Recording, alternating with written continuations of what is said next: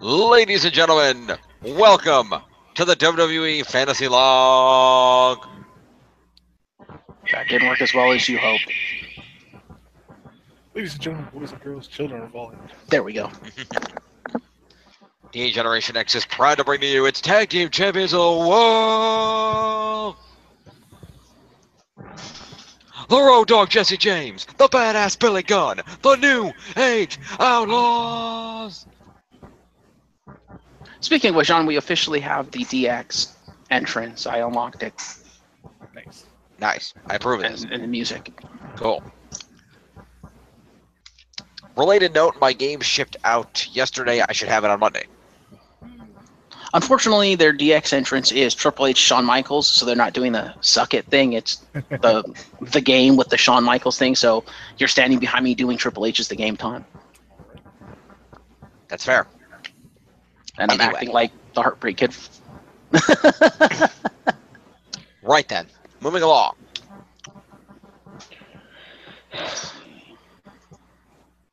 All right, moving along.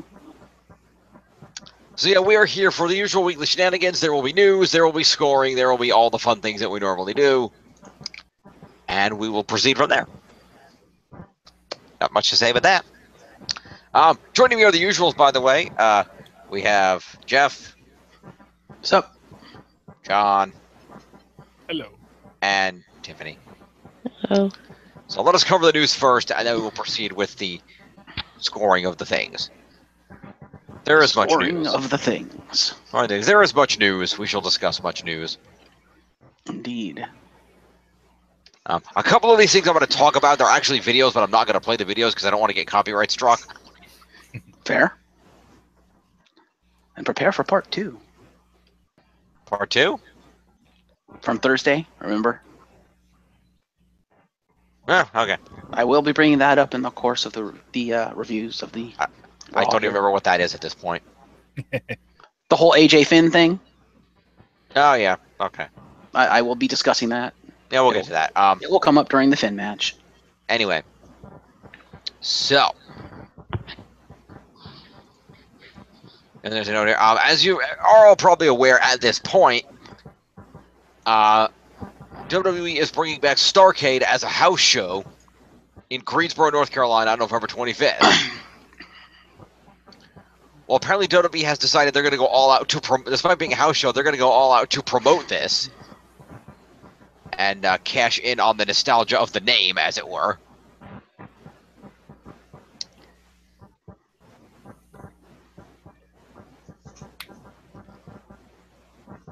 Because they actually went out of their way. And again, I don't know. This is before my time. John, did you watch WCW? A little bit. Okay. Jeff, did you watch WCW? Not a lot. Once in a while with John. Okay. Well, WWE went out of their way to enlist longtime WCW announcer Tony Schiavone. Oh, God.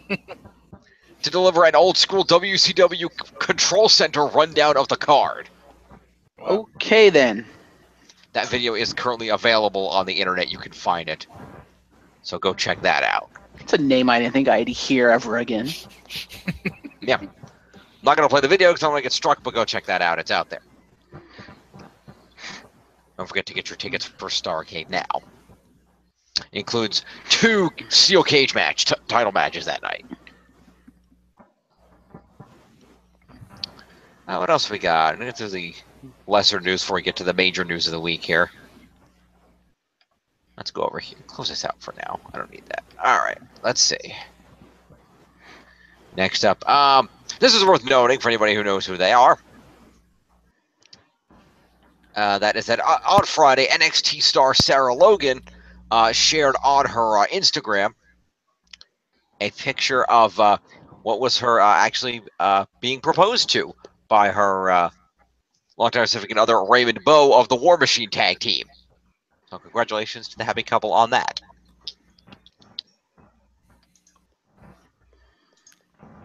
She posted, "I'm going to marry this man," hashtag yes, yes, yes, hashtag Sarah Rowe, hashtag engaged.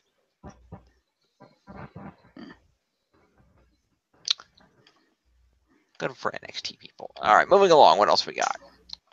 Hang on a second. Tiff, oh, Tiff just muted. Tiff, say something. Oh, Okay, it is working for you. She's having visual difficulties over there. It's telling her that we're offline, but we're clearly not. So. see, well, I mean, I just wasn't sure because it's saying to me over here that we're off air, and I was like, okay, well, I guess we're not recording. Well, it's live on my end, and my end's the one that matters. So It's live on my end too. So yeah, there's been some hangout glitches recently. yeah, that's why I wanted her to say something just to make sure she was actually still in the call. Good call. Continue, Okay. Mustachio. Thank you. Rolling along. So, actually, I'm going to save that one because that ties into something else. What else we got here? Yes, Let's boss. see. What do I want to talk about next? So let's do these couple of things first. So many things going on this week. It's an active week. Indeed. Let's throw this one out here. So, just worth noting, Nikki Bella survived another round of eliminations on Dancing with the Stars Okay. and scored her highest score of the season thus far, receiving a 36 out of 40 for the foreign film-influenced tango with her professional partner Artem Chikvintsev, if I'm pronouncing that correctly. Guest judge Shania Twain said that was so romantic. What you would expect from a foreign film, from a foreign language, the language of love. They used a French song for their performance, so cool with that. Welcome back, Tiff. Bruno Tonioli said, "You just presented a little side of yourself that you should explore. It was like a French perfume, intriguing, like it never leaves your mind." And somewhere John Cena weeps because he knows he can never be that romantic. Yeah.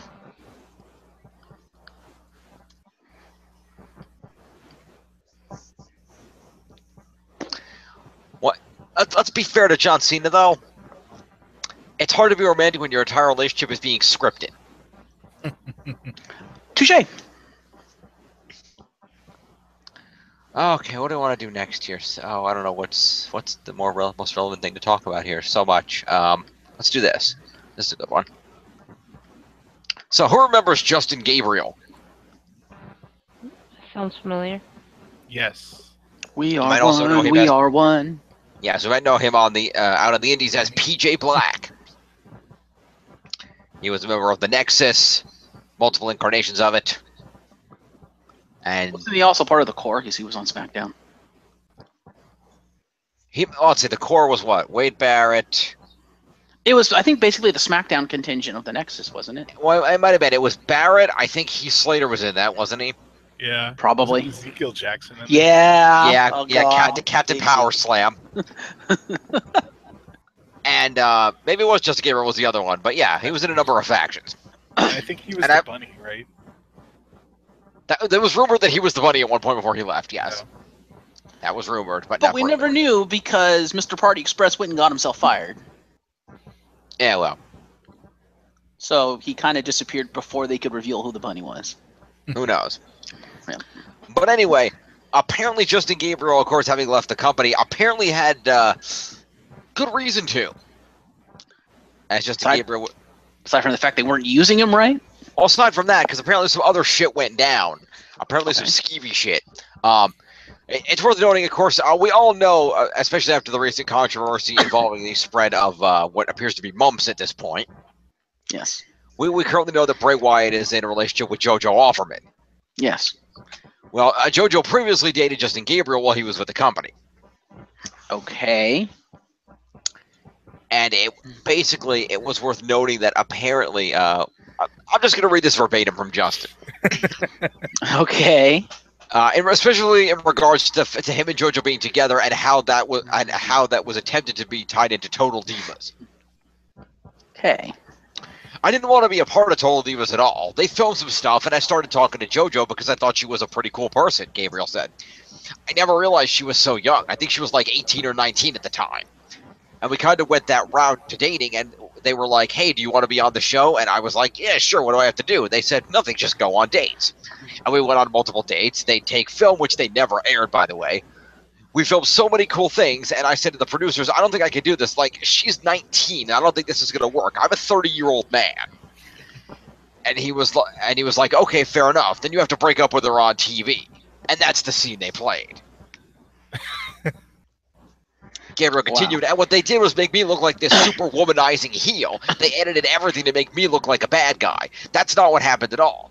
A lot of it is real, but it's about 90% scripted. That I just couldn't deal with, he said. If it's a reality show, let me do and say whatever I want. Don't tell me what to say and what to wear. It wasn't very organic or spontaneous. So after I broke up with her, I was like, yeah, I'm out of here. Couldn't he have sued WWE for like slander and shit? Because that's basically what they did. They went out of their way to make him look bad and lie about him. That's like slander and libel and shit like that. He was like, no, you can't do that. That's illegal. You would think, but I almost guarantee goddamn to you somewhere in WWE's fine print, it says he can't do that.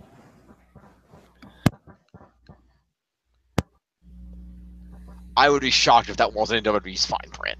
He could Also, do they that probably once he have doesn't more work for them money. anymore. Yeah, that's No, true, but still. But the thing is, contracts are posed as long as the contract he was under at the time stipulated that he gave permission for. I'm assuming it's on the general effect of whatever WWE sees as necessary for the product. Yeah, he's shit out of luck. Plus, as has recently been pointed out, yeah, Total Divas is a show on WWE owned by Vince McMahon, who has a B next to his name, and that B stands for billionaire. And Justin Gabriel, being an independent talent at that point, would by the end of this have a B next to his name, and that B would stand for bankrupt. Maybe. So that happened. Justin Gabriel also mentioned some other things that went down that he wasn't particularly happy with either in regards to that sort of shit. So, yeah, he had reasons.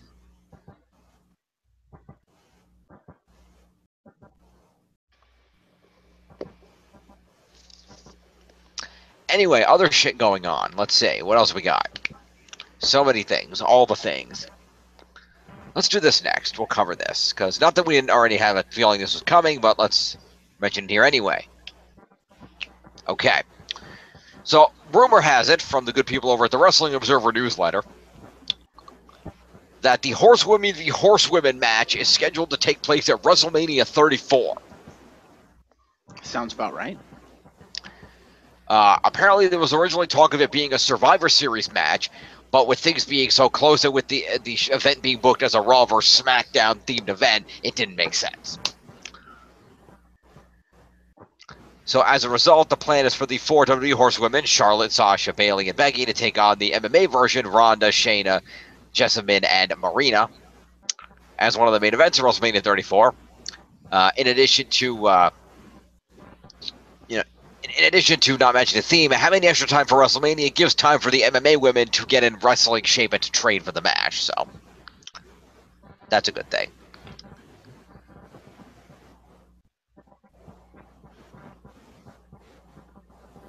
So that should be a good match when that time comes.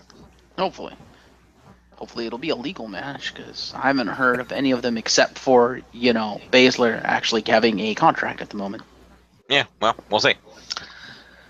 I mean, Ronda's been at the Performance Center. Being at the Performance Center does not equal having a WWE contract. No, but hey. Let's see what else we got here. Let's do this one next. A little WWE controversy going on this week. Mm-hmm. So here's a question for you, because you guys probably didn't even hear about this. Are you guys familiar with the Unleash Your Warrior campaign? No. That's the new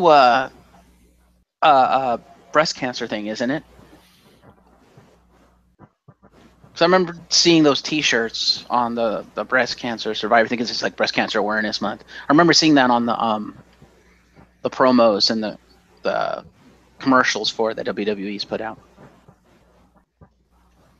Which I'm like, really? Indeed, it's the Susan G. Komen Unleash Your Warrior campaign. Yeah. You are correct. I was like, really? Really? Well, slight problem.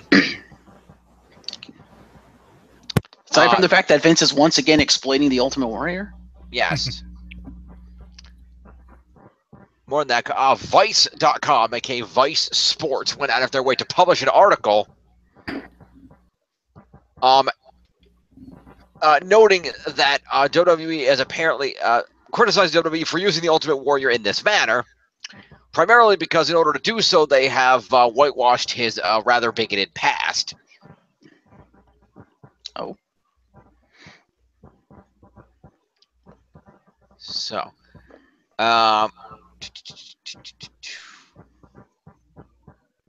so let's see here. Basically, Ultimate Warrior said some not so nice things over the course of his career, and apparently, they're criticizing WWE for choosing to ignore that fact.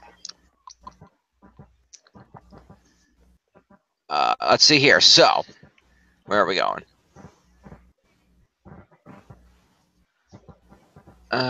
Okay, so let's go over some of the things that was said. Let's see.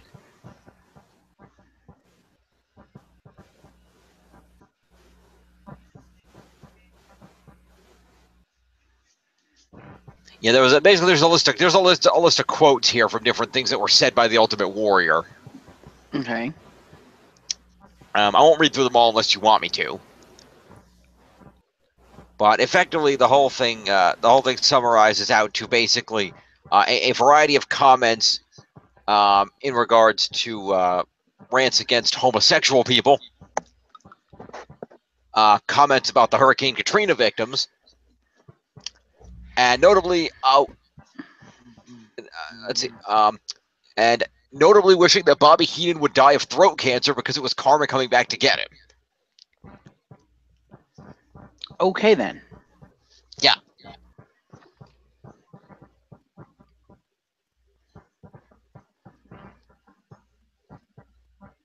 I don't see how that any of that has anything to do with women or breast cancer.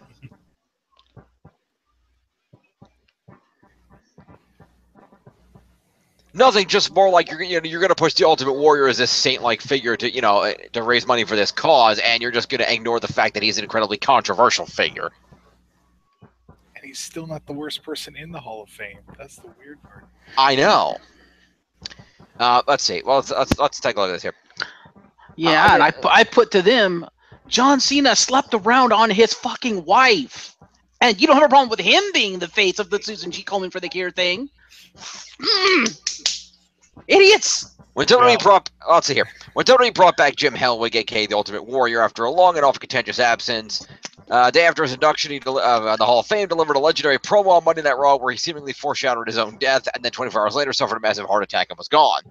If it had been left at that, you could almost forgive WWE for leaving out the not-so-heartwarming part of the story, namely a series of homophobic and racist remarks made in speeches on college campuses and since-deleted blog posts in the mid-late 2000s during Warrior's stint as a conservative commentator. Only it wasn't left at that. In the following years, they made him the centerpiece of corporate philanthropic efforts, Indomitable Spirit, blah, blah, blah, Warrior Awards, Susan G. Komen, blah, blah, blah. Now it's probably a good time to go over a few of the things the man said during his stint as aspiring conservative firebrand in the 2000s. All these blog posts have been deleted, but through the magic of internet archiving, we were able to track them down.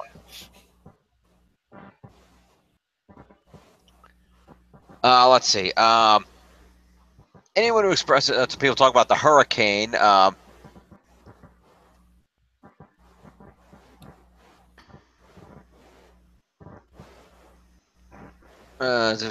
People basically talking shit about them. Yeah, that's what that amounts to. Those that somehow believe people are directly to blame for the happening of a natural catastrophe don't deserve to be heard. These kinds of people contribute nothing toward repairing things to a better state. Truth is, these people thrive on despair and disarray. This hurricane to them was nothing more than like rearranging the furniture. If we could be shown what general conditions they lived in before the hurricane, we would see that they had little respect for what they did have. We would see just how unorganized, unclean, and dysfunctionally they lived. They never gave a care for order, cleanliness, or function before, but now that they can get someone's attention who will possibly take over the responsibility of their life for them, they go on these tirades about how their life has been ruined. Their lives were already in ruin, self-ruin, ruined by the bad choices they made over and over. That doesn't seem too bad to me, assuming he has proof to back that up. I mean, it seems like he's just saying, okay, there's legitimate people who need our help, who have stuff, but then there's other people who are taking advantage of the hurricane to make their lot in life better when their lot in life wasn't that good in the first place, and they need to take responsibility for their own lives. I'm like, I don't see what the hell's wrong with that. That seems perfectly fine to me. Because his inference was that was everybody. okay. It didn't seem like he was saying that was everybody, but fair enough.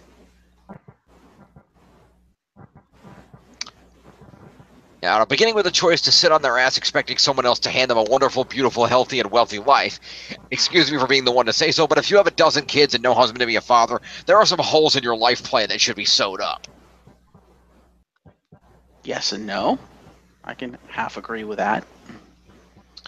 In case it isn't abundantly clear just who these people were, this article on the demographic makeup of Katrina victims should make clear it up.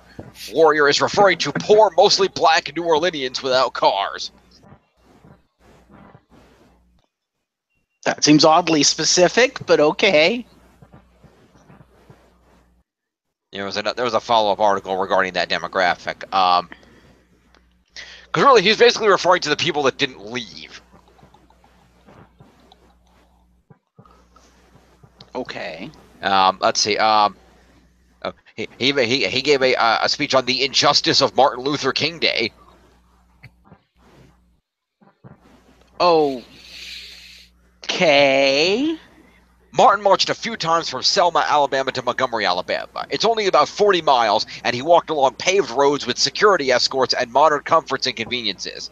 He wrote a few jailhouse letters, plagiarized a great many speeches, and played up his last name King as if he was one. He led his best rally amid the monuments of D.C., preached proper righteous behavior while at the same time committed adultery many publicly verifiable times. Oh, and he had a dream. Want to see a race of people freed completely from a discriminate oppression.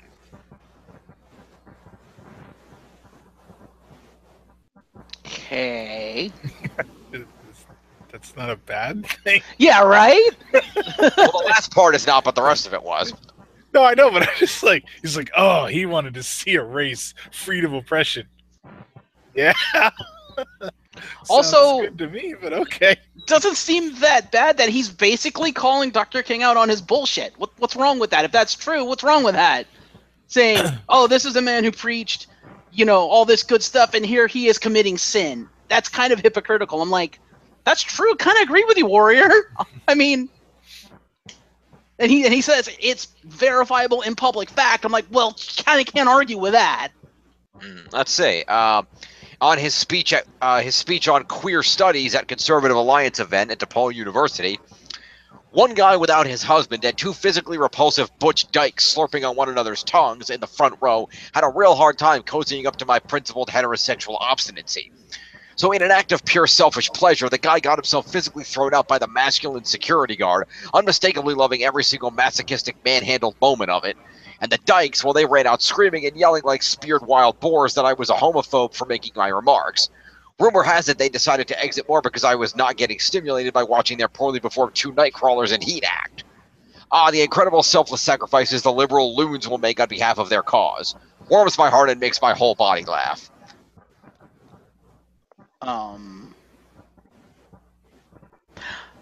Jim, I'm going to quote Nash for this one.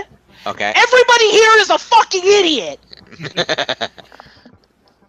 I'm done. Okay, then. No, seriously. Warrior's an idiot for making those remarks. The so-called Butch Dykes are an idiot for doing that shit, and the other guy's an idiot for for allowing them to do that shit and being part of this. It's like, oh god, everyone here is a fucking idiot.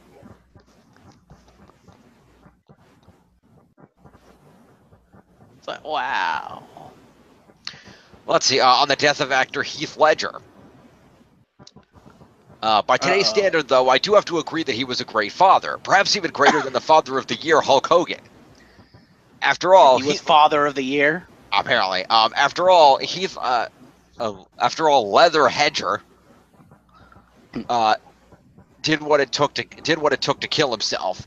His kid is without a father, yes, but the negative influence is now removed, and his own child has the chance for a full recovery. What? Okay. Ledger played a gay dude in Brokeback Mountain. That was a horrible influence on his kid. His kid is better off with his father dead, was the summation of that statement. Yeah, no. And of course, and as for you, Bobby Heenan, it's just too difficult to keep a straight face talking about that pure two-faced bag of shit you are and have always been. What with you also actually wearing one as a piece of body jewelry. You are dying, diseased on the inside, and no more time is left to get back any of the integrity that matters the most on death's bed. Imagine what it will be like lying there taking in your last breaths, knowing you hoard yourself out your whole life, and had to, in your final years, be faced with emptying your own personal shit bag, affirming to you the true value of what you achieved in your life. Not even Vince could come up with a better finish than this. Karma is just a beautiful thing to behold. Is it wrong that Warrior made a whole hell of a lot more sense as himself than he did as the Ultimate Warrior? Also, okay, mean-spirited words, sure. But he's just ripping on Bobby Heenan. I mean, okay, yeah, you're ripping on a dead dude, but it's like, it's not like the last one where you're like, you know, oh, the kid's dad played a gay guy, so he's better off with his dad dead. That's fucking horrible. What he says to Heenan, not that horrible in comparison. Also, Warrior, since he likes calling people out on stuff, he pointed out that he himself did like a shit ton of steroids, right? Right.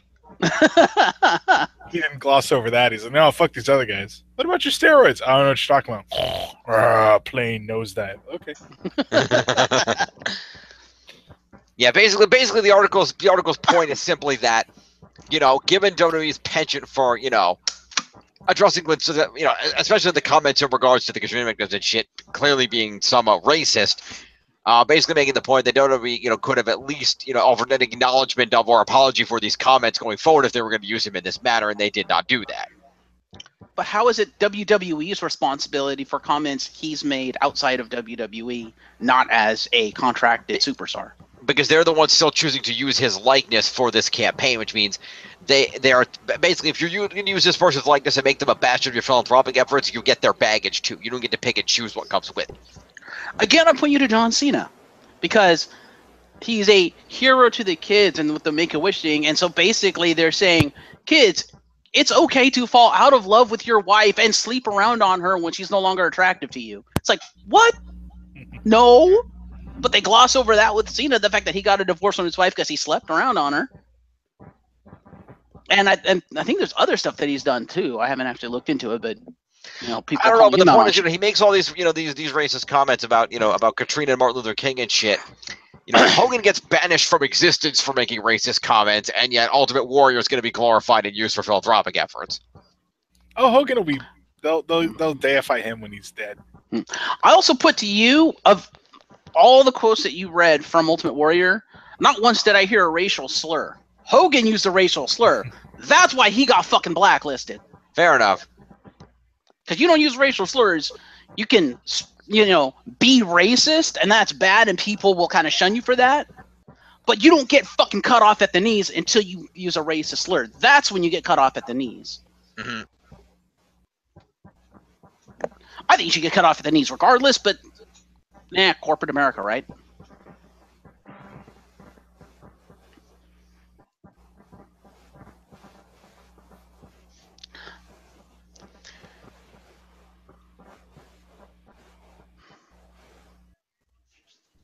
Yeah, basically saying that, yeah, there were some statements put out. Dana Warrior put out a response to the article, noting... I also put to the people who wrote this article, do you not know who is in charge of WWE?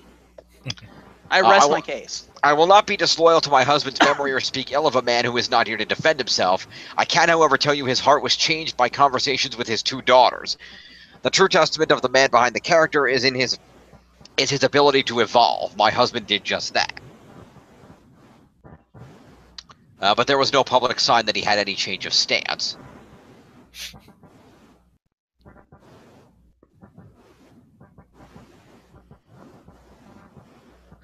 Also making the point that because Alweg literally legally changed his name to Warrior, it was next to impossible for there to be a distinction between him and the character anymore.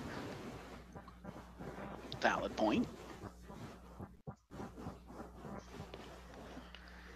You know, the same company that vanished Hogan poured millions of dollars into a quasi-philanthropical marketing campaign promoting the image of a person who made vastly uglier comments. And make no mistake, these initiatives are marketing. This is a notion endorsed by Stephanie McMahon and her philanthropy is the future of marketing comment. You know. The WWE also sent a statement out saying WWE's Unleash Your Warrior Breast Cancer Awareness Campaign and annual Warrior Award recognize individuals that exhibit strength and courage of WWE's legendary character, the Ultimate Warrior. Any attempt to distract from the mission of these initiatives and take the spotlight away from the honorees is unfortunately misguided. Either they were unaware of Warrior's past statements, or they were aware and just thought they might sweep them under the rug like many of the uglier parts of their corporate history. However it happened, the company has now spent years devoting significant resources to promoting a reactionary who was on record saying things that would make Rush Limbaugh blush. As a heroic figure of inspiration and redemption. It appears they will continue to do so. This version of the Ultimate Warrior would be nice to believe in, but is ultimately as fictional as any other wrestling storyline.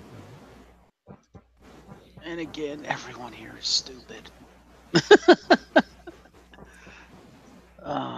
I understand what the article's trying to do, and they make some good points, but at the same time, it's like, again, do you not know who runs WWE? Like, they do this all the time with, like, fucking everybody. But on the same side, on the flip side, WWE, yeah, maybe you should really, really think hard and long about who you're going to use for your representative stuff here. I mean, yeah. But honestly, even the article made the point. President Trump is in the Hall of Fame. Yep. There we go. There's that too, yeah. But that was before he became the president. But not before he became a shitbag. True. I don't know if there was a point in time before he was a shitbag. Fair enough. Well, let's be fair, though. Before the campaign started off, though, yeah, he was a skeevy rich dude, but people tolerated him and were okay with him. Nobody outright hated Donald Trump, except for people that he might have sexually abused, until after the campaign started and all the shit came out.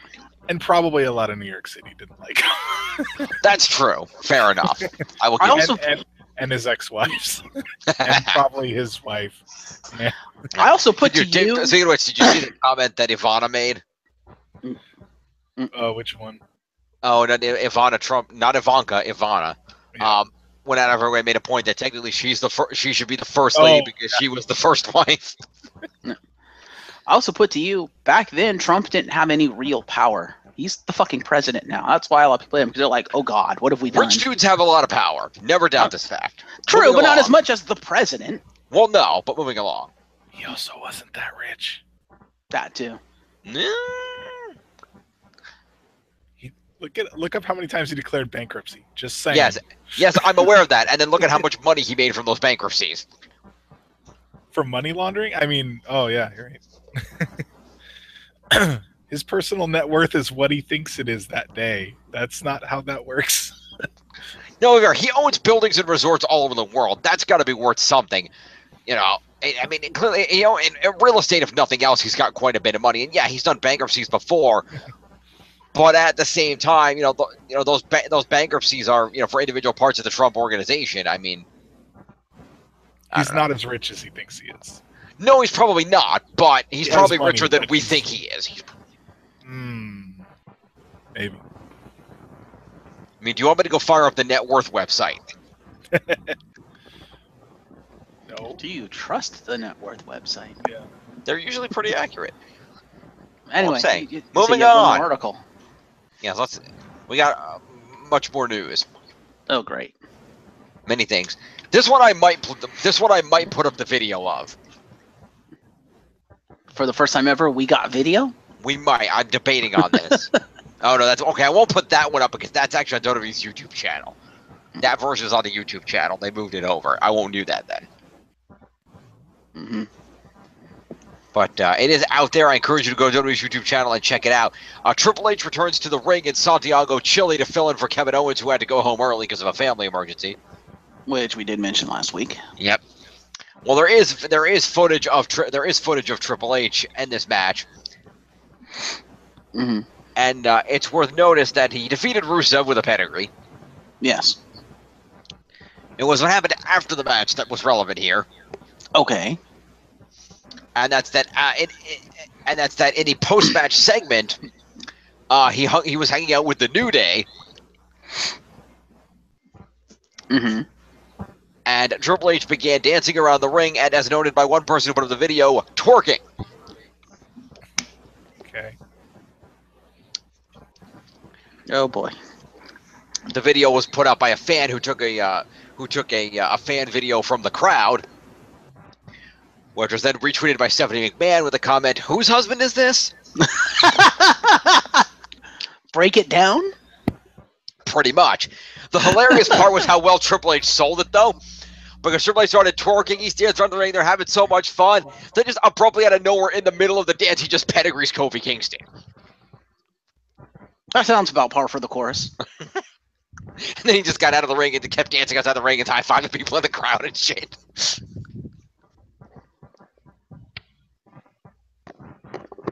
I think the best part of that was the look at Xavier's face when he did that. He was like, "What?" That's great. Anyway, yes, so be sure to go check that video out. Xavier is good at selling things. So definitely go find that video of the Poach Back Sam. And Stephanie retweeted it, so it's definitely on Stephanie's Twitter, if nowhere else. Okay, all right, then. that's it. What else we got here? Let's see. Other shit going on. Let's update on people that are not around real quick. Okay. And then I'm going to get to the multiple major news articles of the week that we have to talk about. Okay. Updates on people that are not around. Neville's been removed from the 205 Live opening, so he's all but gone. Yep. Nah. Hey, goodbye. Nia Jax resurfaced on social media commenting on some WWE topics. Including calling out Tamina and the hashtag Under Siege. Yeah, including calling out Tamina, noting, "Listen here, Maud and Marge. Don't think I'll forget what you and your lame crew did to Team Red. Just wait until hashtag Survivor Series at Tamina Snuka." And that was a response to a link to a tweet by Natty, which is a picture of Natty and Tamina, with Natty holding up her title. They're wearing their SmackDown Live shirts from the hashtag Under Siege. So, Nia and Tamina will probably be on the Survivor Series teams. We know Tamina is. Nia probably will be. Mm-hmm. After that tweet, she better. Yeah. I believe the rumor I heard running down that line was Alicia, Sasha, Bailey, Mickey, and Nia. Was what I read. That's fair. However, apparently the rumors of Nia Jax being unhappy and being told to walk out by The Rock are apparently patently false. Okay. That was recently reported in Sports Illustrated that has happened. However, apart from X-Pac going recently on record to say he doesn't believe The Rock would advise Nia to do that, the latest Wrestling Observer newsletter indicates that all the rumors about her being unhappy about the money she was making and or the creative plans are untrue. The situation is as simple as she was granted a few weeks off because she wasn't planned to be involved in any main programs on the show. She's expected back for the European tour that begins next week and is scheduled for Survivor Series later in November, where she's expected to team up with Banks, Bailey, Mickey, and Captain Alicia Fox to take on Becky, Charlotte, Carmella, Naomi, and Tamina. So, grain of salt with these dirt sheets, folks. Grain of salt with these dirt sheets. Now, I can string these together. What is the best way to string these together? Just come out and say it to save time. I know, I'm just trying this. All right, let's do this one next. So, who remembers Caitlyn? Yes. Barely. No, Caitlyn, not Bailey. Yes.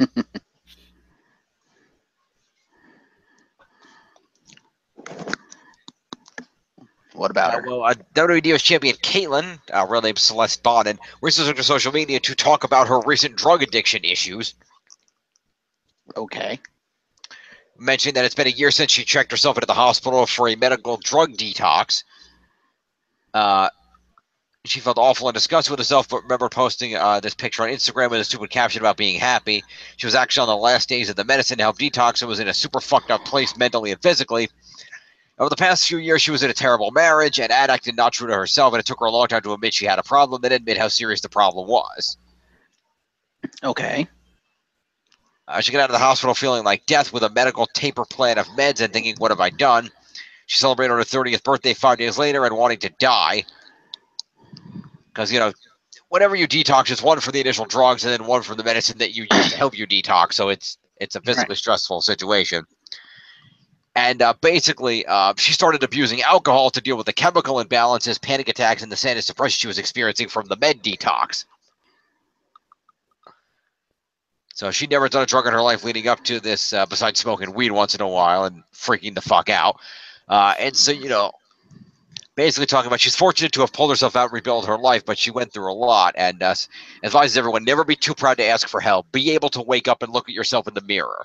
Take someone who needs to read this. So props to Caitlyn for getting herself together and putting up this picture, which was herself in the LAX bathroom right before she went and checked herself for the detox.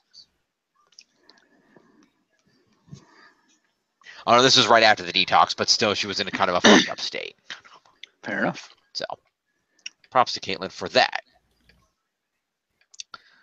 Not the only drug addict we're going to be addict in general we're going to be dealing with before this news is over, but we'll get to that in a minute. Okay. First, I have a couple other things that tie in here. Let me do this one next. So, here's an interesting thing that happened. You know the Bullet Club? Yeah. Yes. Okay. Well, Cody Rhodes has called out the McMahons. Of course he has. He put up a video that is available now at the at Ring of Honor on Twitter, if you want to go watch the video. Certainly noting that the Survival of the Fittest tour will be in San Antonio on November 17th. Mm-hmm. That date might bear relevance. Yes. If you think about it for a second. We are at NXT. Yep, the day before NXT specifically. I thought they were supposed to be in the same place, like on the same day, was what all the reports are saying. No, the 17th is Friday for the ROH event. NXT is on Saturday the 18th, and Survivor Series is on Sunday the 19th. Okay, then. However, the point is still made. So Cody Rhodes, with Bullet Club in tow, put up a promo video. All of them except one dude have many championships. They're running ROH at this point. Mm-hmm. And Cody Rhodes put out a video basically noting that, all right, so the company I used to work for, they ignored all the other companies, right? And then they stole all my dad's ideas. And the one dude that's with him in a jacket holds up an umbrella notes, and they stole my umbrella.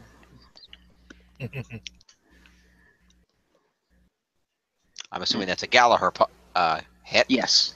Yes. And so Cody Rhodes basically outright said, all right, here's the deal.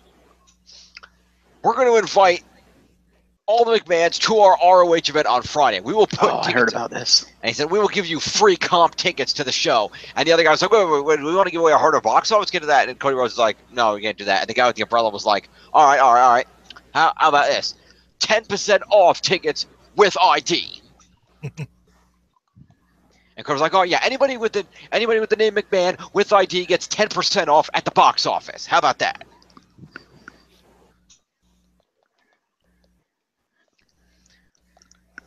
And the video's a little bit longer, but basically they said we want everyone to come to our show. So they basically called everyone out and said, come to our show. Cody making the point that it's very obvious that, noting that, we had the date first. It's obviously you guys put your Survivor Series weekend here to piggyback off of our event.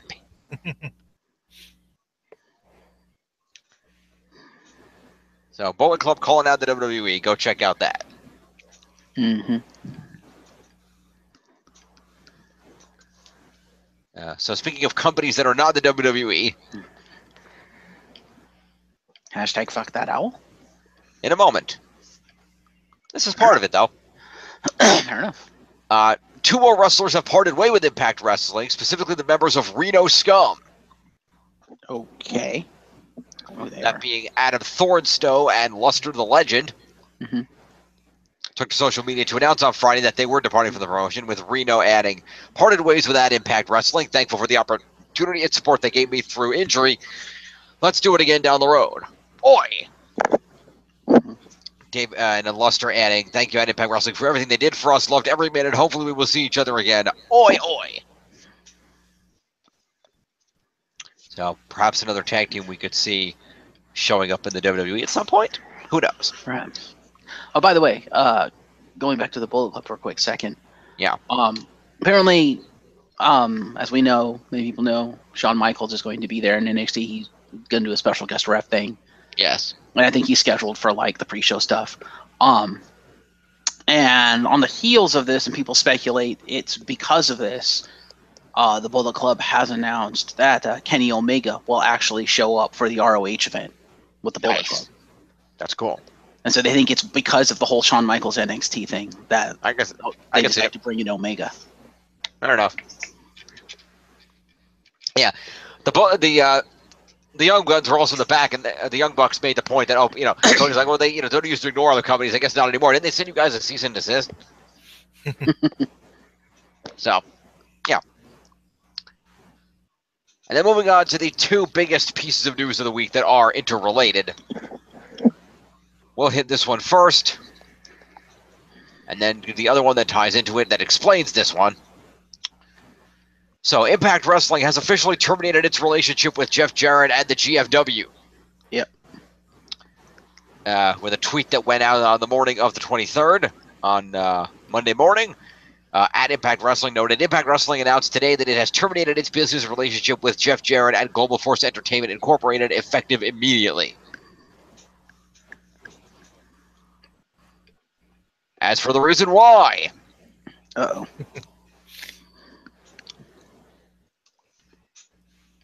He's following in Caitlin's footsteps.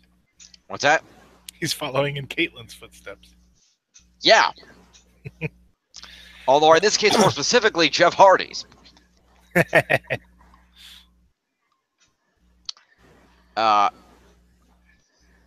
So, Jeff Jarrett's struggles continued this weekend. He was scheduled to appear at 2 RCW events in Calgary and Edmonton, Alberta. He did show up at the Calgary event on October 20th and did end up wrestling a match. He was noted he was in absolutely no shape to wrestle. The exact quote from the RCW Facebook account reads thus. The former NWA World Champion Jarrett was scheduled to appear at both shows, and on October 20th, Double J made his debut with RCW at Final Stand YYC. But his personal demons became very apparent as the night went on, with Jarrett seeming more and more intoxicated as the show progressed. By the time of his main event match, Jarrett stumbled down to the ringside well past his cue and put on one of the worst quote-unquote matches ever to take place at the Calgary Legion No. 1, during which many fans would pack up and leave before the closing bell. The next morning, Jarrett would have his flight changed and leave the country prior to his scheduled appearance in Edmonton on the 21st. More details will be covered later this week, but on behalf of WGD, I would like to wish Jeff Jarrett the best during this dark hour. Okay, then.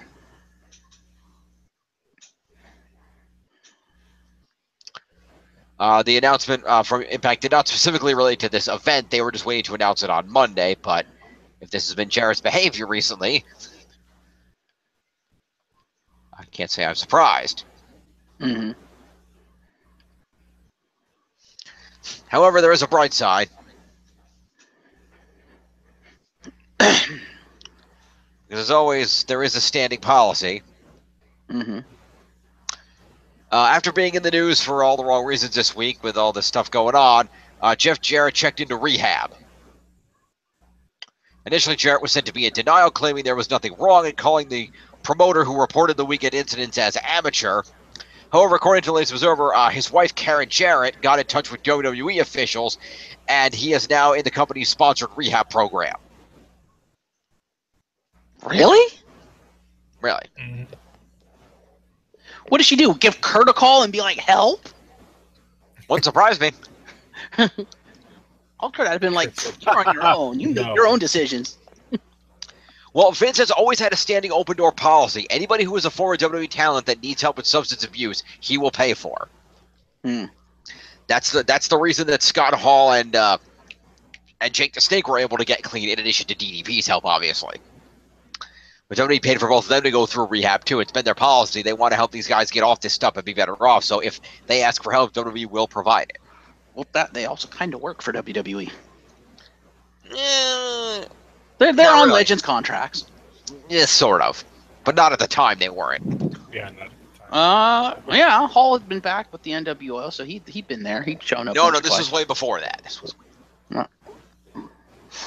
No, but Hall originally came back way back with like post invasion with Nash and stuff. So he would, because the last company he worked with was WWE when he came back with Nash. And right, Hogan. which is why he was eligible, but he didn't go to rehab until way after that. But what I'm saying is technically he was still, With No, he wasn't WWE. because he was no longer an active superstar, but hadn't signed a Legends deal yet. Oh, okay. It's a time frame thing. Fair enough. Okay, well, now that we got through all the news, let's do the thing. All the pre-event news. Yes, basically. There's still 2 more to come, but they're going to be tied into the review. Right. All right. So, let me go ahead and fire up the documentation. Because I have a little news about hashtag Under Siege, Okay, which I'll mention at the end of Raw. that's fair. Go ahead and present that. All right, so as you can see, currently in the lead at 38.75 are the Champions of Justice. Woo! Followed in second place at 32.57 by TNA Worldwide. Followed by the Glorious End at 30.48, and trailing 1,300 points behind the leader at 25.27 is me. Could be worse. It could be. FYI, I went back, Jeff. What I had done is I transposed 2 digits. It was 23.81, not 28.31. Ah. So that was why that was inaccurate, but I fixed it. Okay. So Oh, so I did earn more points for TLC than I. Okay, so I was right then. Fair enough. yeah. So you still earned about 200 points for TLC. Which is surprising. I didn't think I was going to earn that many points. Yeah, well, you did. So fair I enough. did. Anyway, well, AJ Styles. True. So let's go over to the leaderboard. Still in the lead is the Cruiserweight Champion and Realist Champ in the room, Enzo Amore at 492. Bada boom. Realist Champ in the room. How you doing? Actually, I How are think you? the majority of the points probably came from Alexa Bliss since she retained her title. Mm-hmm. I have been asked to read a statement.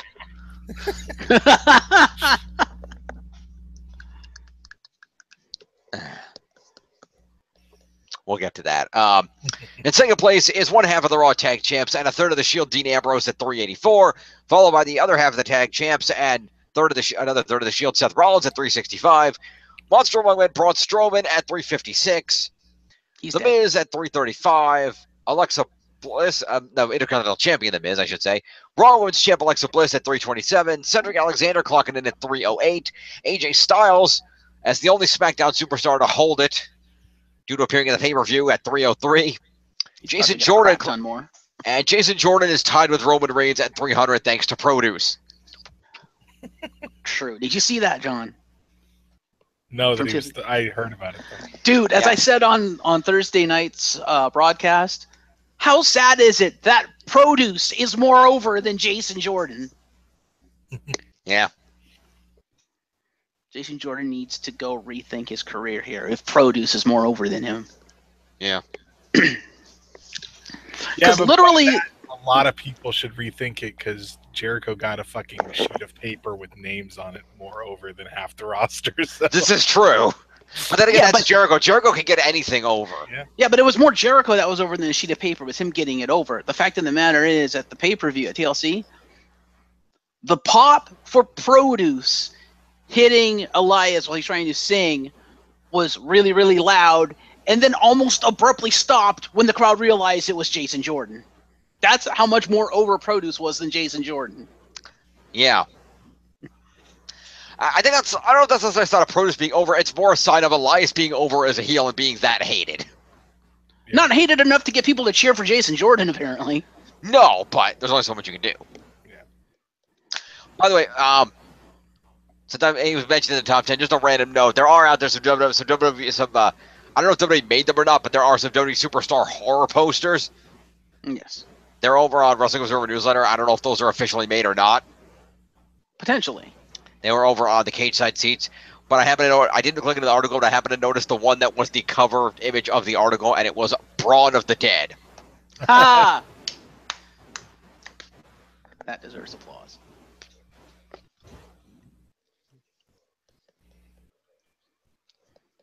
Braun of the Dead. Well, at least he's now actually living the gimmick. Yeah. Well, I believe Michael Cole even said on Raw at one point that it was unknown how many weeks or months Braun Strowman would be out for. Mm-hmm. Oh, he'll be back for Survivor Series. Probably. The question, which we're going to find out on Monday night, is whether Roman Reigns will be. Am I the only one who wants to see, because of this feud now, am I the only one who wants to see Kane versus Braun Strowman in an Inferno match? That'd be interesting. Be awesome.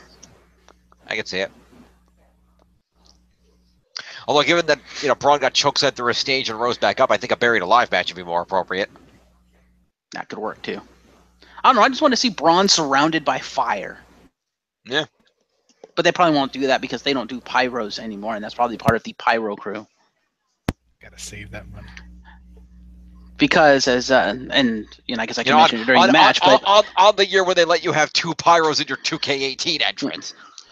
Well, it made me sad because with the Kane match, like, spoilers, he wins, but normally when Kane wins, he goes boom with the pyros. He did none of that because they literally don't have a pyro crew anymore because Vince fired them all to save money. I'm like, you have to have let Kane at least have his fire. Come on, that's his gimmick. That's his one thing, and you took it away from him.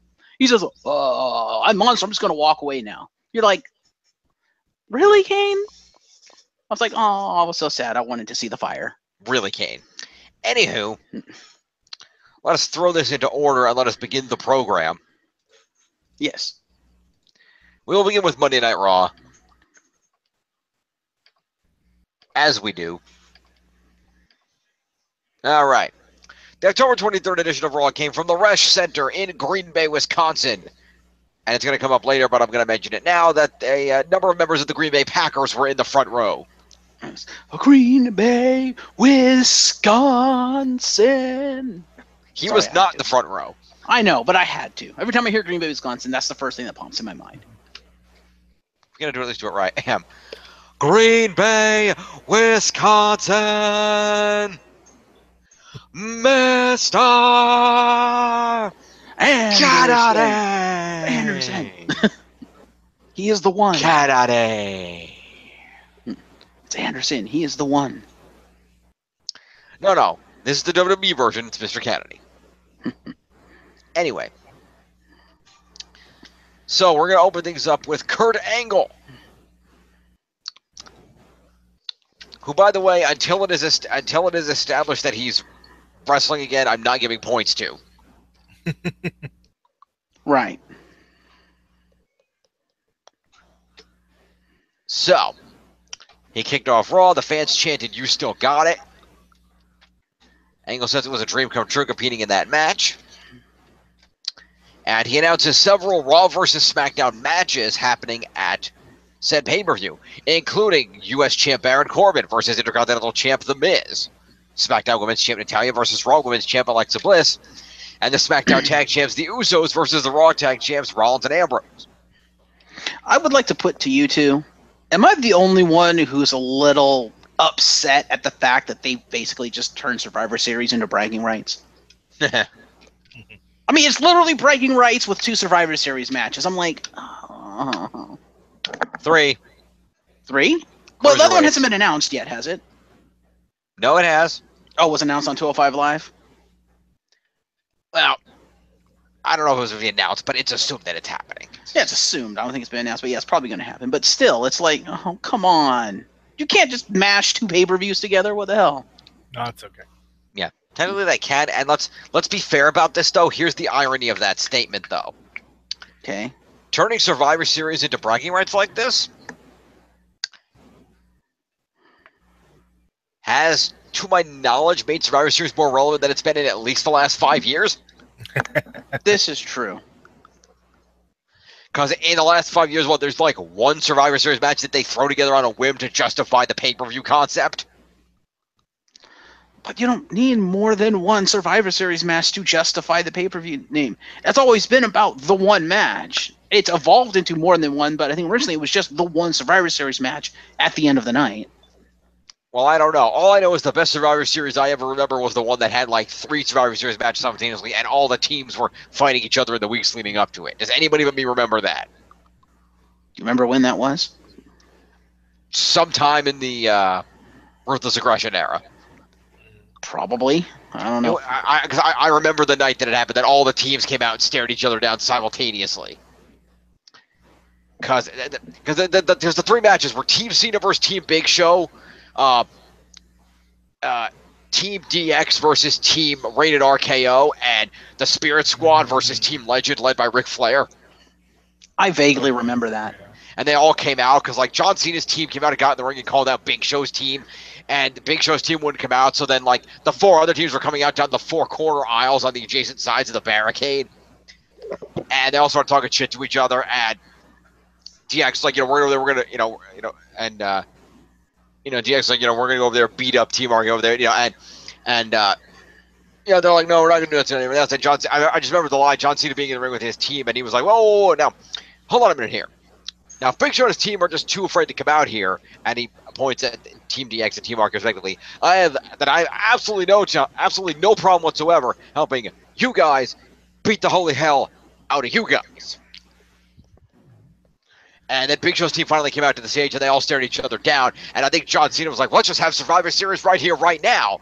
And the teams are ready to fight, and the audience popped massive. And then Vince came over the screen and was like, we're not having Survivor Series right now. What the hell are you doing? And he made everybody go away, and he booked some matches for later where he like intermingled the teams or some shit. Fair enough. That was a great episode of Raw. I remember that episode of Raw. Fair enough. And I'm not saying, having multiple Survivor Series matches is a bad thing.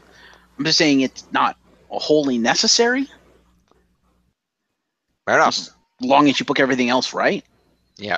Because I'd be fine with 1 or 2 Survivor Series matches and then like a bunch of like, say, title matches throughout the night or whatever, and maybe some grudge matches. Because it's Survivor Series. It's historically, I think, and John can correct me if I'm wrong about this, hasn't Survivor Series historically been kind of like the pay-per-view that like ends feuds and stuff like that?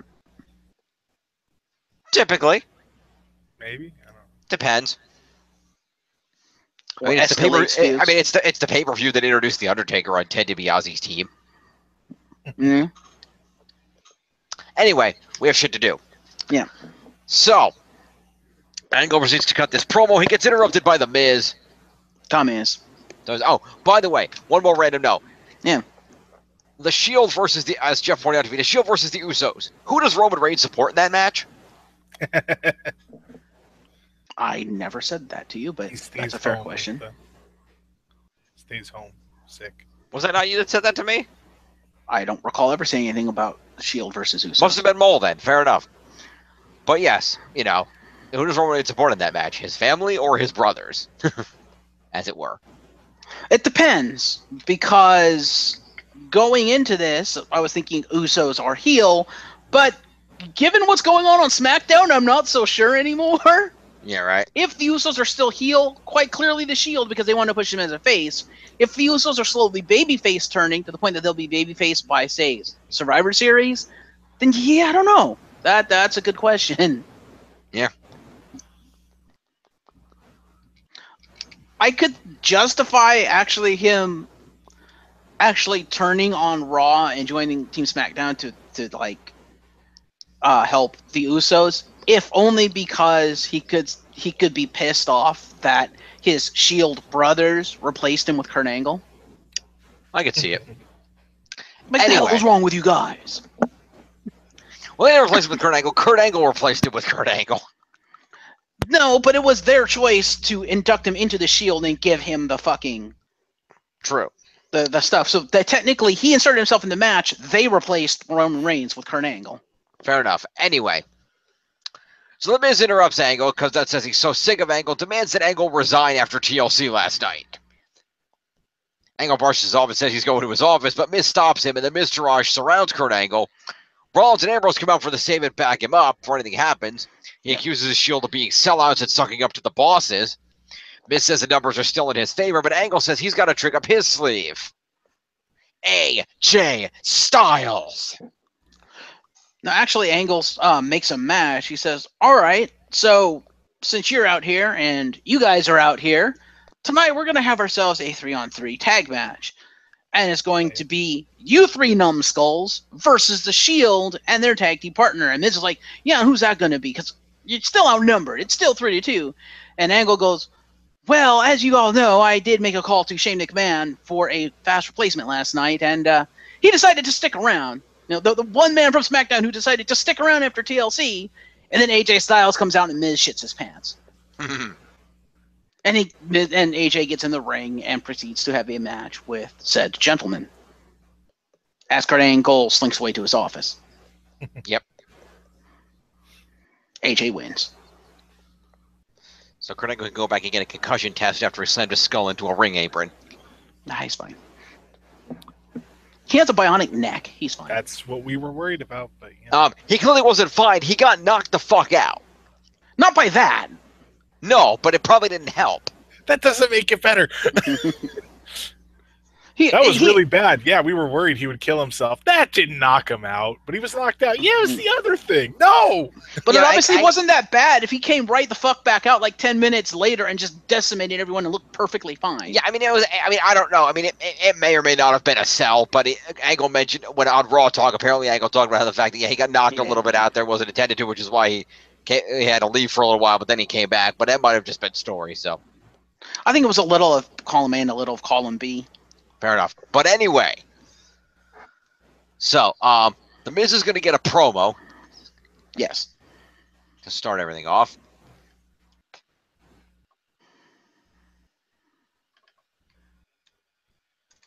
$40, all right, and then a 6-man tag team match, which is won by the Shield and AJ Styles.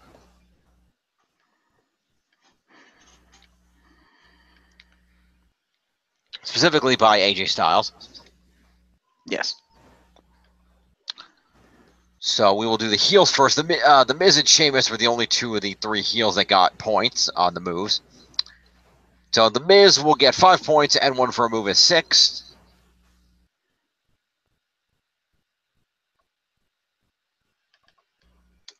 And Sheamus had an evasion for 3, so he will get 8 points. Let's see, I'm at 240.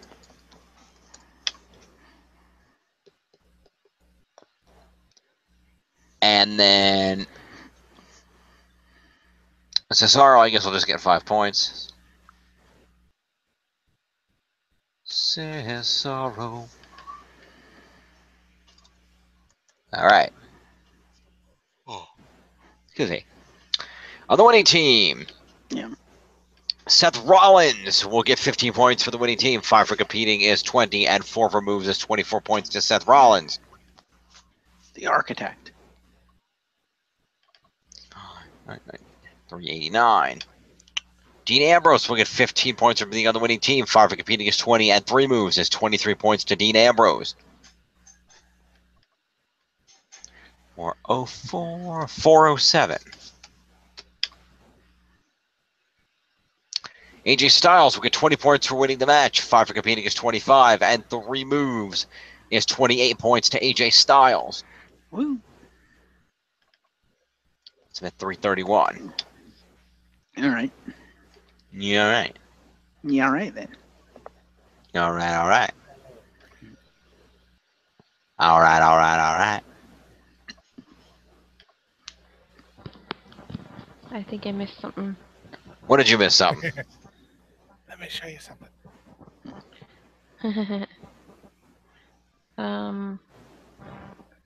What did you say? Boom! Your racket face stinks. Who was?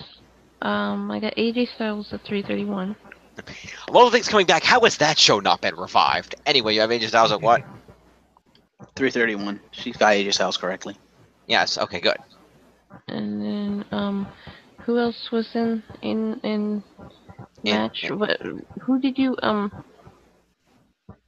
score before the other two? It's a Miz's team. It's Miz, Sheamus, and Cesaro. Is in the bar.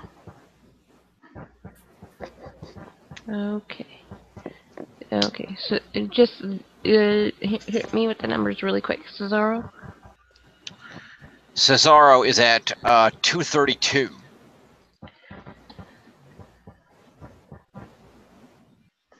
Dean. Oh, you want the faces too? Okay. Let's go down the list here. Dean is at 407.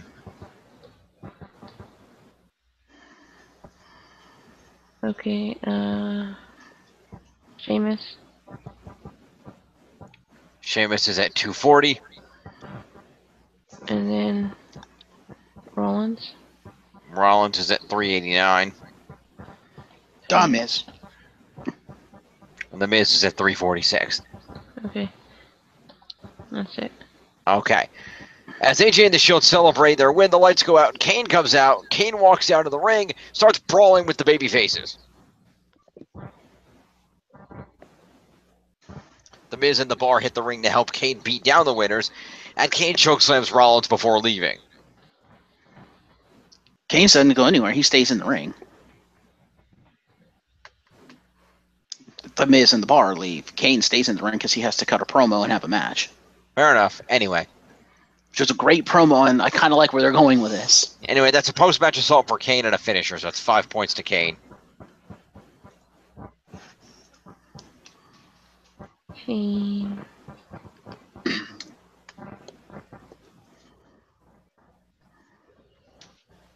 Okay. All right, and then I guess Miz and the Bar should get assault too, since they jumped them too. Yeah, they should get assault. That puts 236 for Cesaro. That puts Sheamus at 244. And The Miz at 350 even. All right. Miz is 250. You didn't see the beginning of Raw, did you, Jim? I never see the beginning of Raw. You know this. May I recount the Kane promo because it was actually pretty good. Sure, we have a graphic promoting Asuka's Monday Night Raw debut, which will be later tonight, and then back to commercial. Kane is still winning in the ring and gets on the mic. He basically cuts a promo about how the reason he came back was because of Braun Strowman, because he said, he did the whole sitting at home and, seeing Braun Strowman talk about how he's the monster among men, about he's this unstoppable force, blah, blah, blah. And he's like, no, that is incorrect. There is and always will be only one monster in the WWE, and that's me. And now that I've disposed of the pretender to the throne, like him, I'm going to demand something from Kurt Angle, and that is competition. So basically, he's in a penis off with Braun Strowman. That's the whole feud here. And then out comes the leader of the Balor Club, Finn Balor, who promptly gets his ass whooped. Here's where we come to part 2, because many people were questioning, why the hell did Balor come out? Why the hell was he fed to Kane? Why did Kane choke slam him 3 fucking times before pinning him? And even a lot of superstars in the back were questioning that too. They were like, wait, what? As it turns out, what people are surmising here, based on what I said on Thursday about the AJ Finn thing, where they did the 2 Sweet, and John wasn't here for this, but basically someone had tweeted out, oh great, Vince is just doing the 2 Sweet thing to basically middle finger the Bullet Club. He asked for AJ to come out just to do this, to middle finger the Bullet Club, but AJ actually tweeted back saying, no, Vince had no knowledge of this. This was all me and Finn. We just kind of improvised it. Yeah, the reports now of the segment on Raw, the whole Finn coming out and getting buried, is because Vince got pissed the hell off and really couldn't punish AJ. Because AJ's in that sweet Cena Rock role where if he punishes AJ, he's going to hurt his company. Finn is a nobody in the company and can be promptly punished. Hence why he said, Finn, go out there and get chokeslammed 4 times. 3 at the end, once during the match. And it's like, oh. So supposedly Vince was enormously pissed off at the whole 2 Sweet thing, and that's why Finn became the super beat slut on Monday Night Raw to Kane.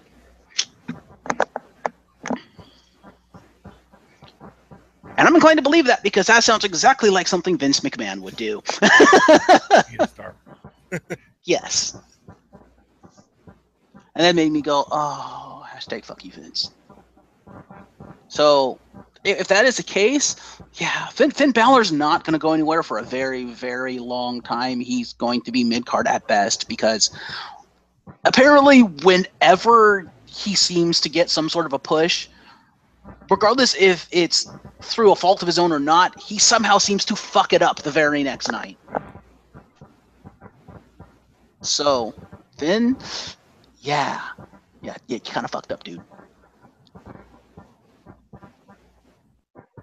Because lest we forget, he became the first ever Universal Champion, and then promptly had to relinquish the title the next night because he was injured at said title match. It's like, oh.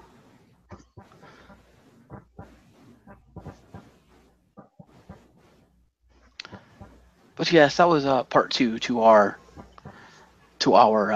Too Sweet story from Thursday night.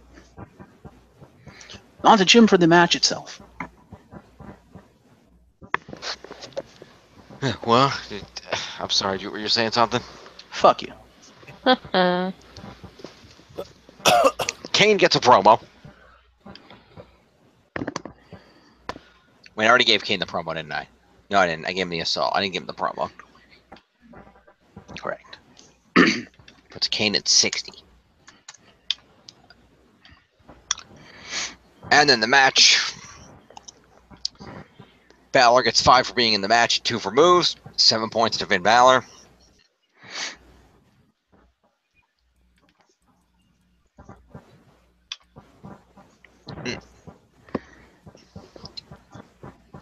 Kane gets 20 for winning, 5 for competing, is 25.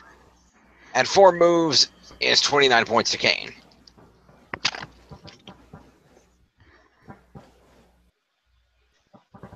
Still upset there was no fire. The fire was in his heart. Kane has a heart. It's black, but it's a heart. Fire was inside of us. That puts him at 89, is that correct? Correct. All right. After this, Angle's backstage on his phone when Shane McMahon knocks on the door and walks in. Angle hugs Shane and calls him a crazy son of a bitch. Shane says he's still healed from Hell in a Cell and mentions how good Angle looked at TLC. Angle thanks Shane for letting him borrow AJ, then they discuss Survivor Series, and Shane feels that Kurt's out of line for a comment made about SmackDown and says that the blue brand will destroy the red brand at Survivor Series.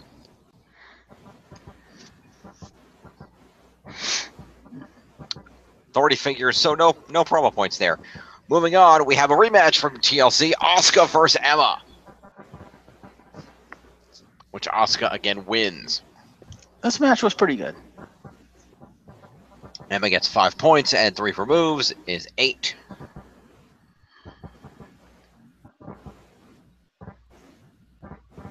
$196. Asuka wins, it's 20 and 5 for competing is 25, and 3 moves is 28 points. Asuka. Now, I will say, I know there have been complaints about the TLC match. I didn't actually see that one. I'm assuming it was very similar to this one. People were saying, like, her entrance wasn't that as flamboyant as it usually is. Did you see the TLC match, John? No. Okay. Because people were saying it wasn't as flamboyant as it was, as she usually is, like, from NXT. That her wrestling wasn't as fluid as it was in NXT. Like, a lot of the transitions, she didn't use them and stuff. So if that's the case, she probably wrestled a little better on Raw because she actually used transitions and stuff, which I was like, wow, that's kind of impressive. But it did seem a little muted, but at the same time, I didn't think it was a bad match. I think Asuka still came out looking very strong and kind of dominant. And people complained about that too with the TLC match, that they were like, oh, she should have been booked as a monster. She should have came out and it should have been a squash match. Still kind of was, actually. But she looked good. I think the other thing that specifically her taking on Emma does is it makes Emma look better without really harming Asuka, because she still looks strong and dominant. And making Emma look good is not an easy thing to do. I also have to facepalm. I can't remember who it was that said it. It was either Booker T or Michael Cole. But they were like, they actually said, you know, and once again, Asuka dominating Emma here, right as Asuka gets fucking planted on her ass by Emma. And I'm just like, yeah, looking very dominant there, guys.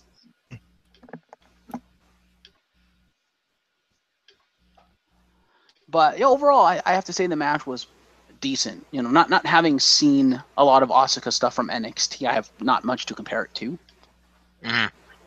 But I enjoyed it. I was a little disappointed that the Raw crowd didn't pop that much for her when she came out. That kind of makes me sad. But then again, it's the Raw crowd, so I guess I shouldn't have expected them to actually pop for her.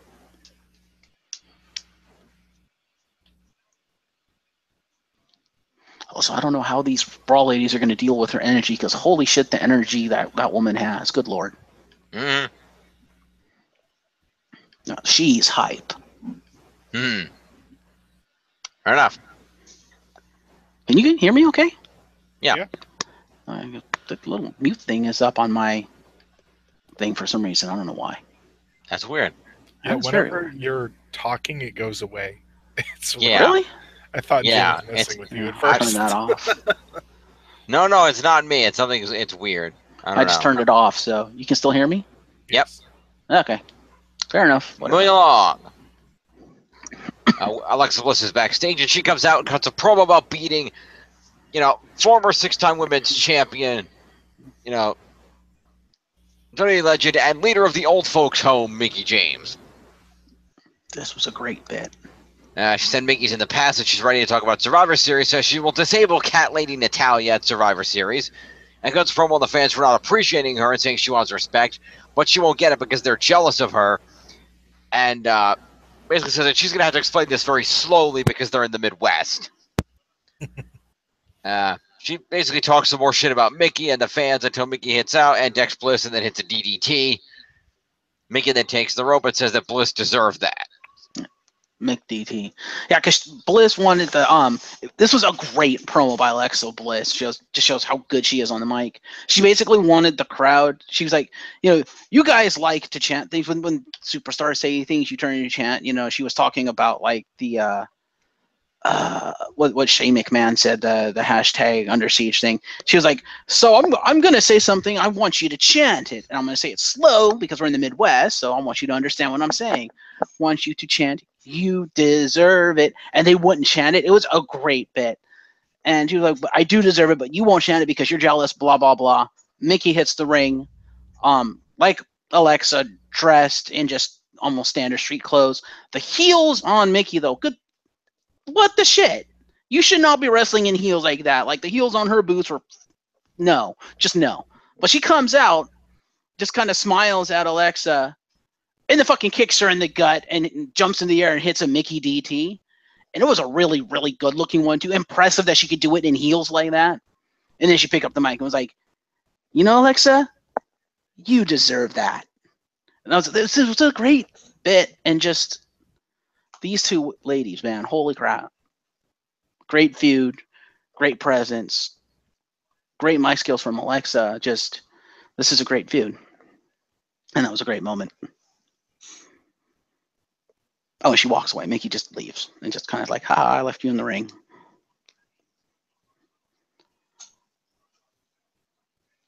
So this feud will probably continue. They'll either wrap it up before Survivor Series, or I'm hoping it'll continue after Survivor Series.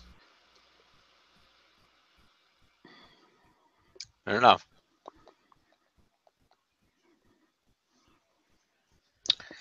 So it was 9 points to Mickie for the promo assault, and actually, one more point for Mickie, actually, by virtue of the finisher. So Mickie DT, yep. Yeah, so it's actually 115 for Mickie.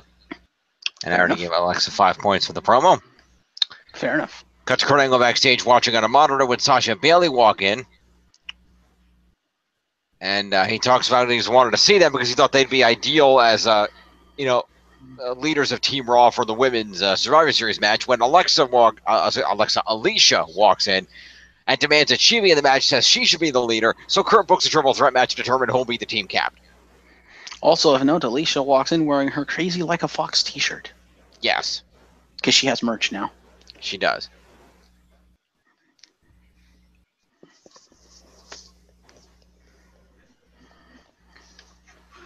So promo to Sasha Bailey and Alicia. Yep. Fun note, originally this was supposed to be Sasha versus Bailey, with Sasha coming out on top. Uh-huh. And then at the 11th hour, I guess, Vince or somebody decided to include Alicia. Uh-huh. So, yeah, that's kind of weird. Well, apparently it worked. Alicia won. Yeah, they apparently decided to go with Alicia over Sasha. Don't know why, but fair enough.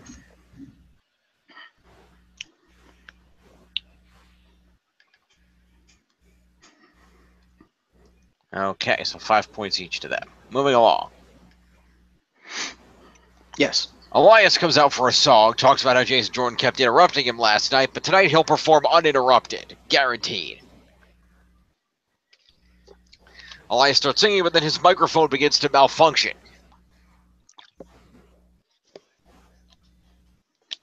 Elias stops the song and warns the audio technicians that whoever's in the back, he's going to come back and beat the shit out of them. But then Jason Jordan's music hits and he comes out grinning like he was behind it. So, I guess he was. Probably. And then they have a match. So it's a promo to Elias first. And Jason Jordan actually gets a reaction for once. Yep. Actually kind of cheered him. Also, I love Elias on the mic. I think he's great. He is. He's not that good in the ring, but I think it's a great character and he's great on the mic. Yeah.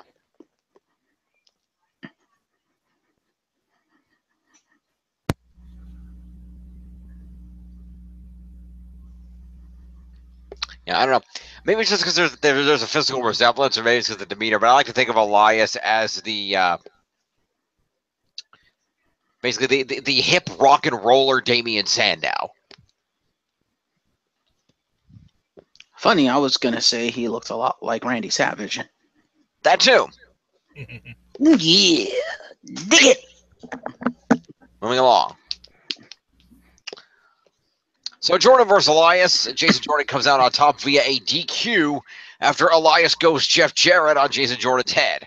Pretty much. Joke on this, slap nuts. He also specifically slams Jason Jordan into the barricade directly in front of the Green Bay Packers a few times. Yep. It was a pretty flush hit with that guitar, too. I was kind of surprised. Yeah, that thing shattered. Oh, yeah. It didn't shatter, it exploded. Yeah. No more guitar. So basically, Jason Jordan is going to get 5 points for the match and 1 for competing. It's an unintentional DQ win, so he doesn't get extra points for that. So it's just 6 points to Jason Jordan. Mm-hmm. Puts him at 306. And then Elias, let's see here, gets himself 5 points for being in the match. He loses 4 for intentionally getting DQ'd. He has 1 point, but he gets 3 points for a weapon use.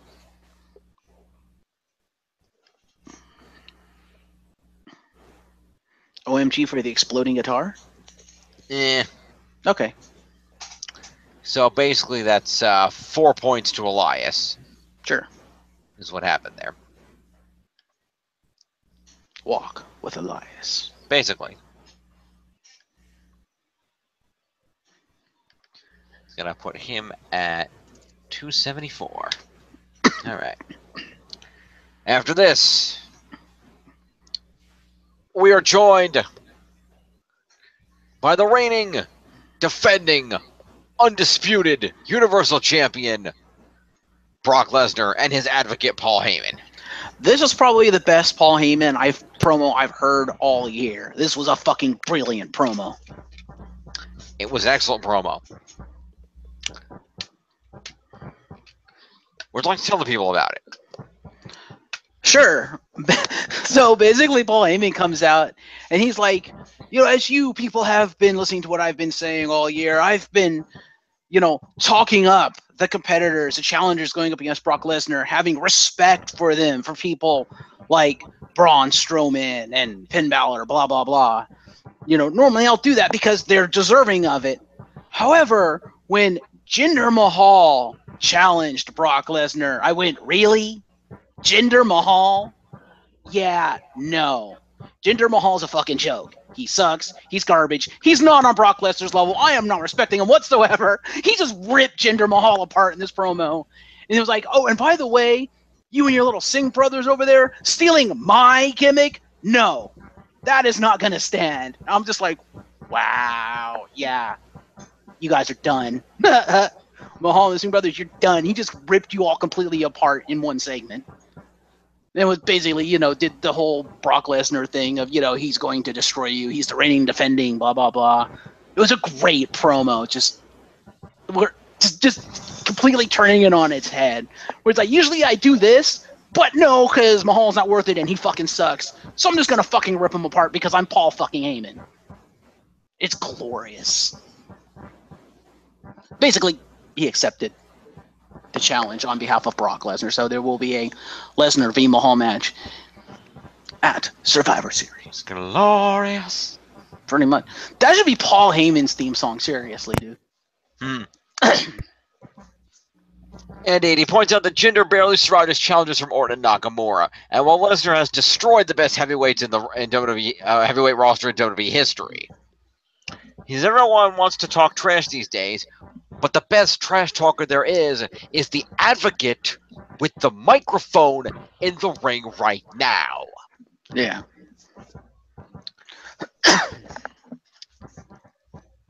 He goes Jinder the make-believe Maharaja.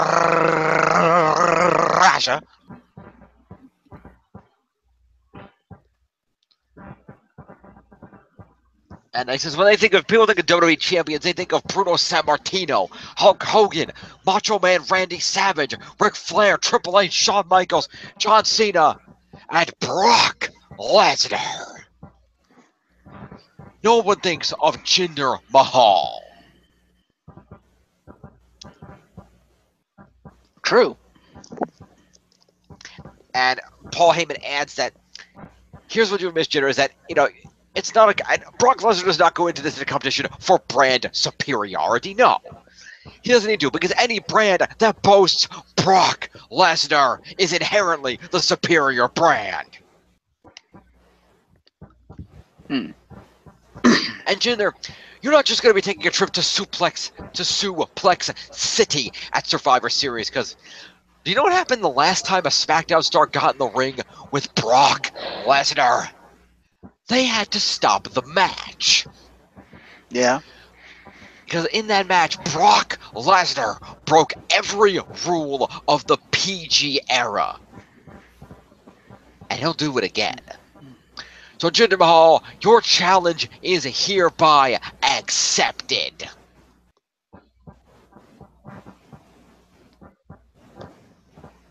I will say the thing that sells the entire promo is the fact that standing behind Paul Heyman the entire time is Brock Lesnar just laughing his ass off. Yeah, pretty much. Promo to Brock and Paulus. Yes. Great promo. For Roman Reigns, take notes. That was a masterclass on how to cut a promo.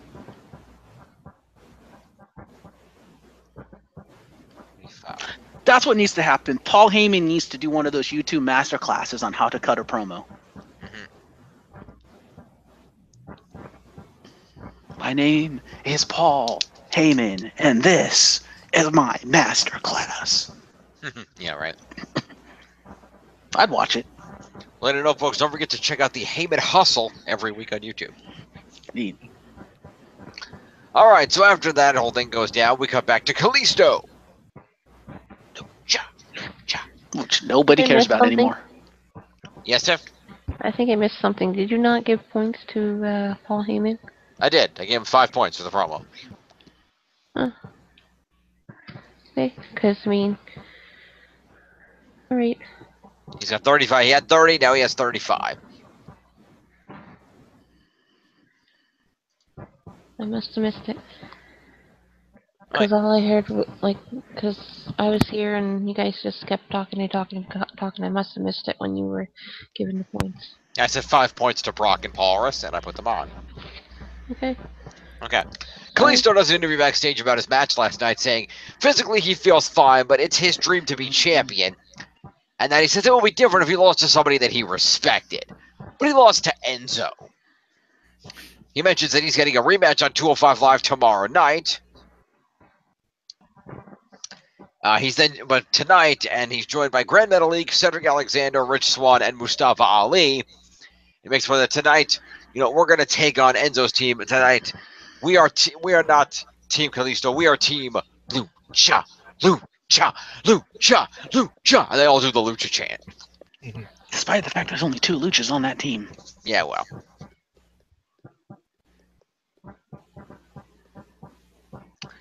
So that is a promo to Kalisto.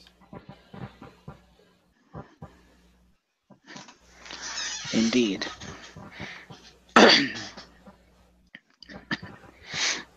Wow. Does the rest of his team get promo for saying Lucha? Mini promo. Sounds fair. Mustafa Ali. It's 3 points. And 3 points are going to go to Grand Metalik.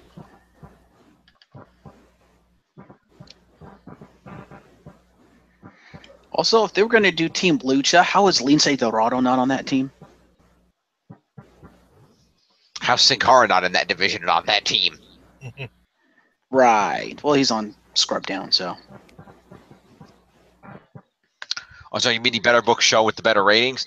Yeah. He's also being pushed for the U.S. title, it looks like, so yeah. No, he's just being jumped onto Baron Corbin so Baron Corbin can look strong.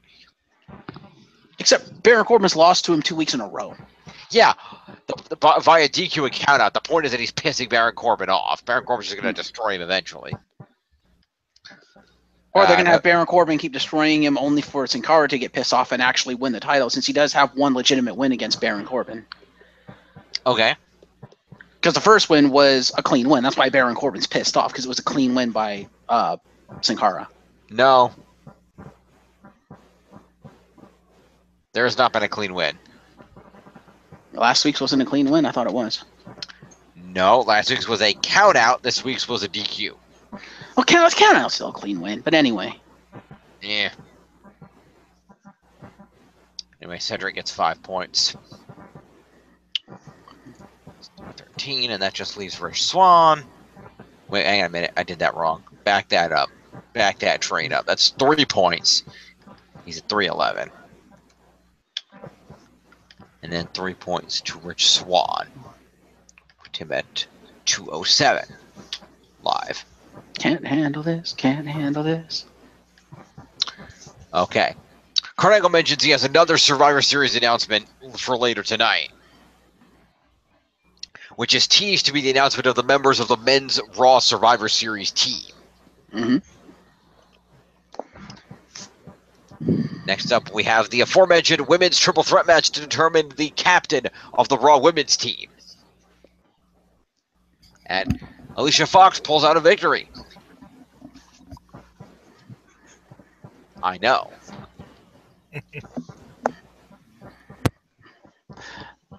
I will say, I love the story that Alicia Fox told in the ring. Mm-hmm. And I think that right there shows her experience.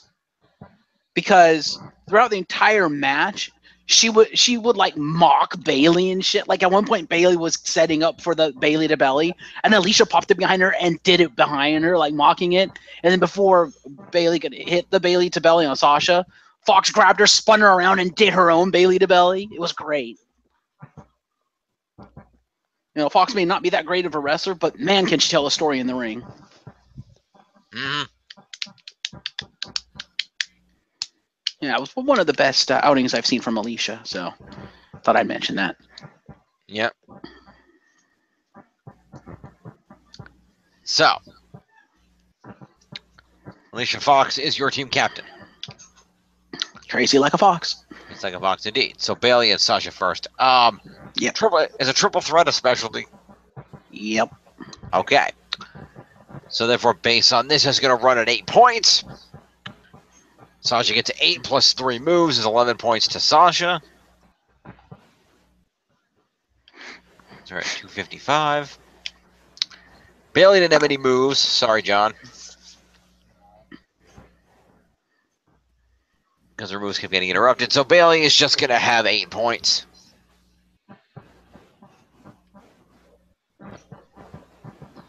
So we're at 150 even. Alicia Fox. Hey, Jim, question. Yo. Does Alicia Fox get a finisher point for using Move Thief on Bayley? No. Oh, okay. We don't I'd ask. We don't award move points for Move Thief here. Okay, just thought I'd ask. Good try, but no. Anyway, Alicia Fox is going to get herself 20 points for winning this match. 10 for winning a specialty match is 30. The base 8 is 38. And Alicia had 6 move points, which is going to be 44 points to Alicia Fox. I tried to get you an extra point, John. Alicia Fox at 103.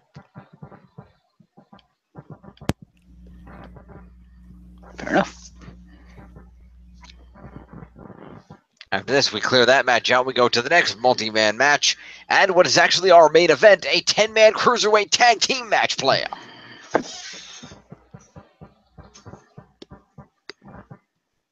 This was actually a halfway decent match. It was.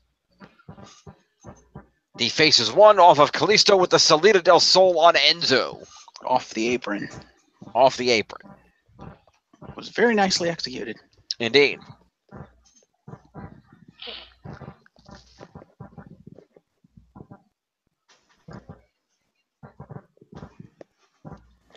Hey, Jim.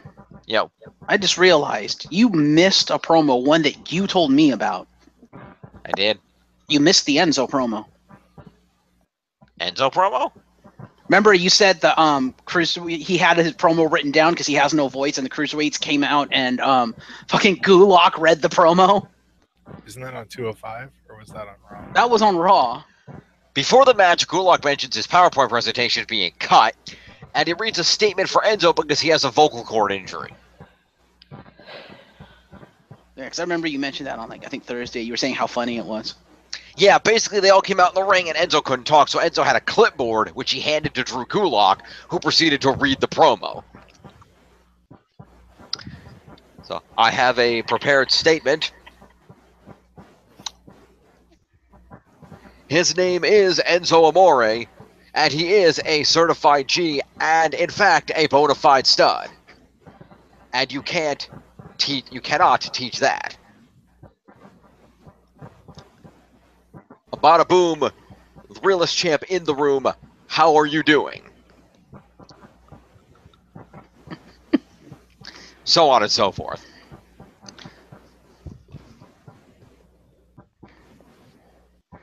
I love that he went out of his way to read it like a white guy not from the ghetto.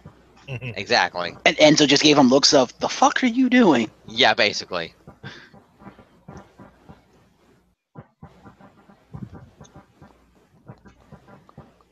Obviously, this guy's not from Jersey.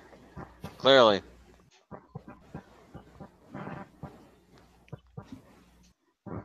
Poor Enzo with his throat problems. I know what that's like. It sucks.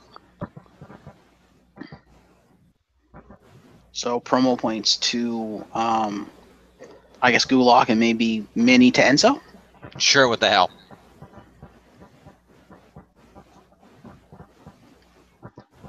That put at 114 for Gulak, and Enzo will get 3, and then I'll put him at 495.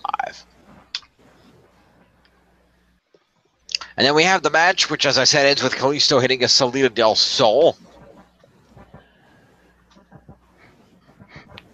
Good match. Indeed. I also love that Enzo is like trying to avoid being tagged in the entire match. Finally gets tagged in, is like, oh crap, and then gets his ass kicked. Yep.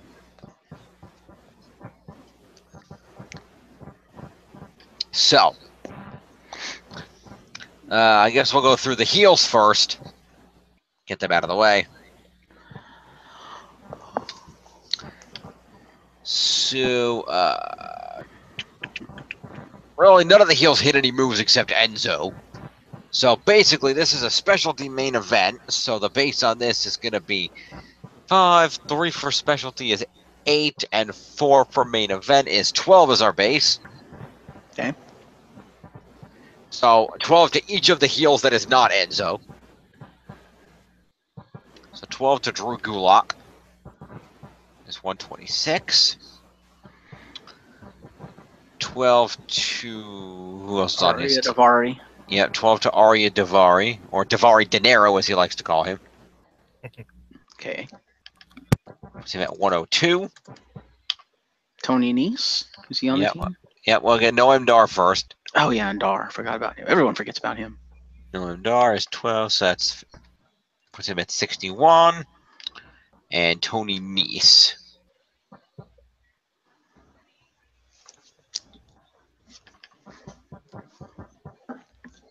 is going to be at 81. Okay. Now, team captain Enzo Amore.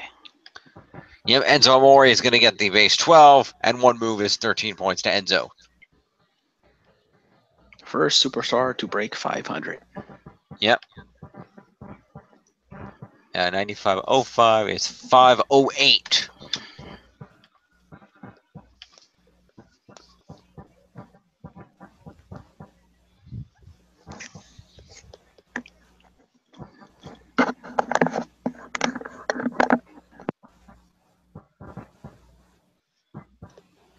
And then we go to the faces. So let's see what we got here. Grand Metalik had the most moves of the match somehow. So Grand Metalik will get the base 12. Let's see, 15 points for being on the winning team. So actually the base for these guys is going to be 15, 25. It's going to be 27. Plus Metalik had 3 points, so 30 points to Grand Metalik. I think Metalik had the most moves because he was the one that was in the match the longest. Yeah, probably. So that puts Metalik at 162.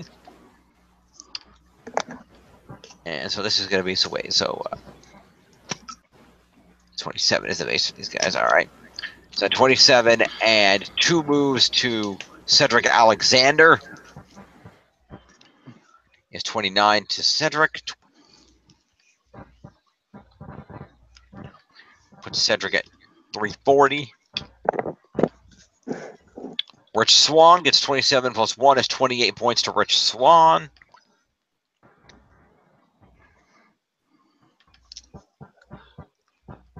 Puts him at 235 live.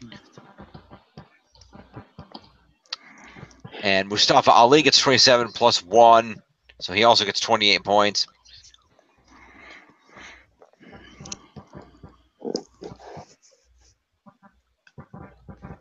That's 29. It is 159. And Kalisto gets 20 points for winning this match. 10 for winning a specialty is 30. The base 12 is 42. 5 for winning the main event is 37. And 2 moves is 39 points to Kalisto. Yeah. 49. 49 points to Kalisto. It's about 299.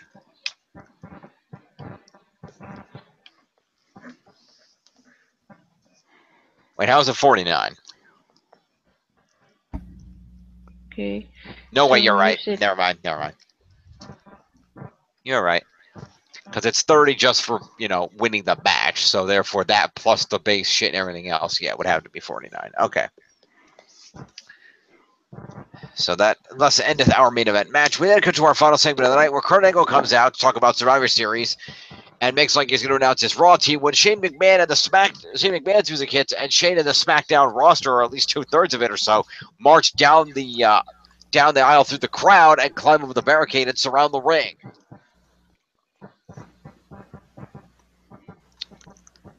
Including, according to this, The New Day, Becky Lynch, U.S. Champ Baron Corbin, Dolph Ziggler, Zack Ryder, Mojo Rawley, Shinsuke Nakamura, Chad Gable, Shelton Benjamin, Women's Champ Natalya, Carmella, Bobby Roode, Tamina Snuka, Ty Dillinger, Rusev, and AJ Styles.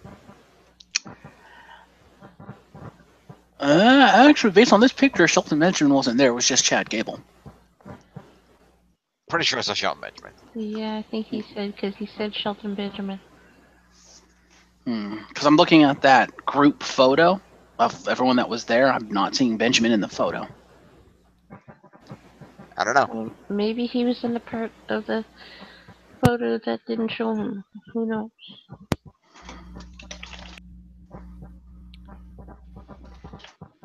Yeah, I thought he was there during the Shield part. Yeah.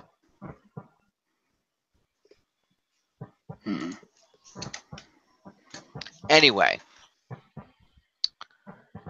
So Shane gets in the ring and says that Kurt's announcement will have to wait because Raw is now under siege.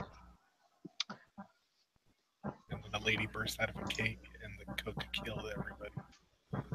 Yes.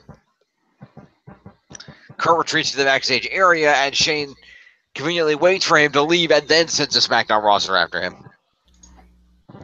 And the SmackDown roster SmackDown, Team Blue, go get him.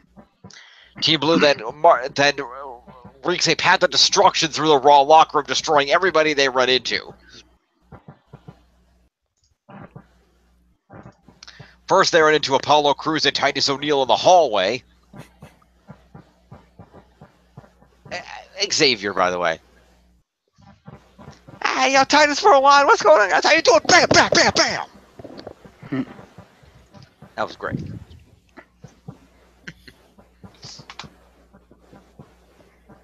Yeah. Indeed. Indeed. And so they proceed to make their way through the room, beating people up. The SmackDown women's brawl with the Raw women in the hallway. Shane nods in approval as the ring. Ambrose and Rollins try to attack them, but they don't have a whole lot of luck, and everybody just gets beat down until the SmackDown guys find Kurt, bring him back to the ring, and Shane tells Angle that I want you to bring your gold medal. I want you to bring what's left of your roster to Survivor Series, where we're going to finish what we started. And then these SmackDown people exit through the crowd as Kurt Angle looks on.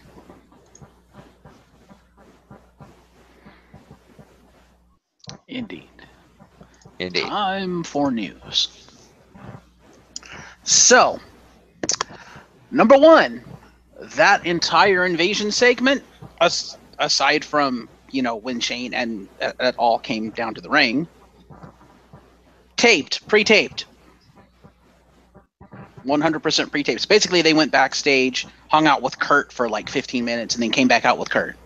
And there's a reason for that. And that goes into number two, which is that Vince was told that he told the SmackDown wrestlers backstage before they went to go take the thing, really lay in with their attacks on the Raw brand superstars, and they were told to make them look as physically brutal as possible.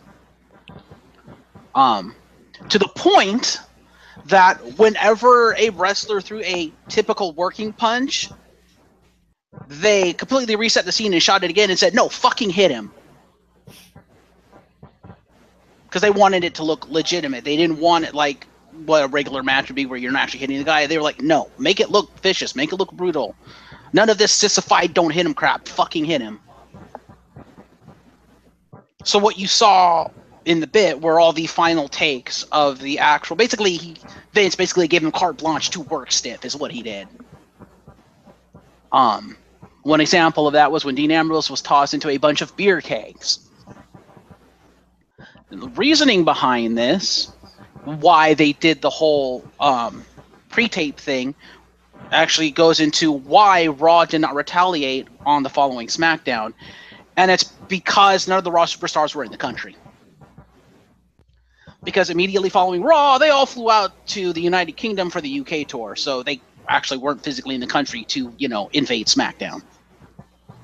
And that's why they did the pre-tape thing, because they didn't have time for them to do this invasion at the end of Raw. So literally after that main event, literally the only Raw person there was Kurt Angle. Everyone else had already left and gone to the airport to get on airplanes to go to the UK. That's why it was all pre-taped. Rumor is that Raw will not retaliate until the SmackDown on November 14th, which is the go-home show, go-home SmackDown for Survivor Series, and that will be in Charlotte, North Carolina. That's when the reports are expecting the Raw retaliation from the Under Siege. So there you go. A little insight. Have fun scoring this, Jim.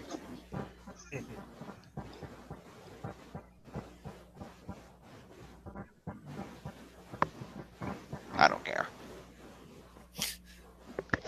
You should. Yeah. Well, go ahead and score it, and let's finish off Raw. Fine.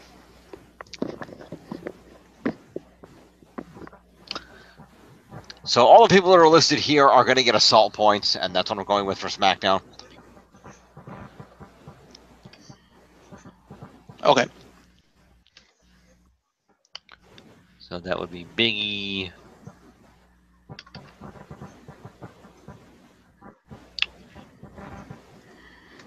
One. And Kofi.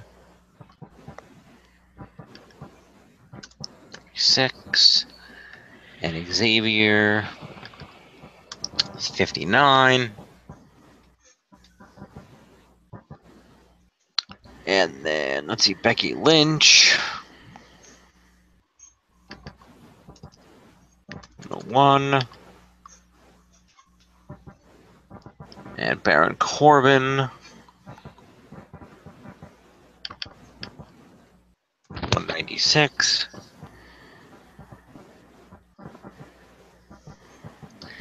And Dolph Ziggler.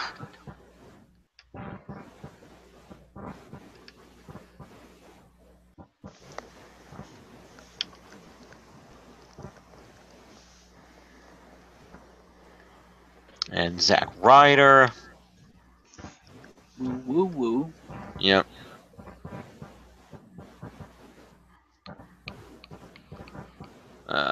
Is 4, so that's 62.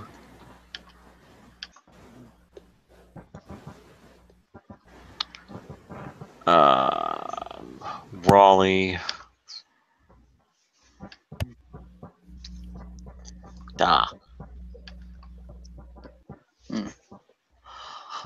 Mojo Rawley.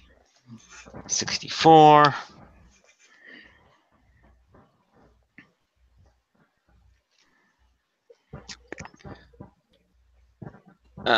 Let's see, Shinsuke Nakamura.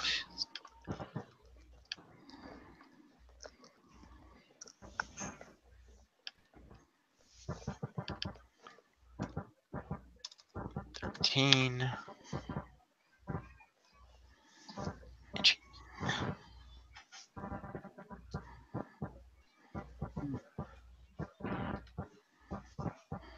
And Gable and Benjamin.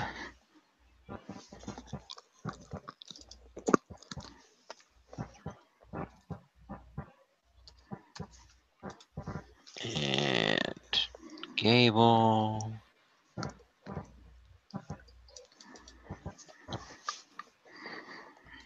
$51. And Natalia. Is it 200? 201. And Carmella.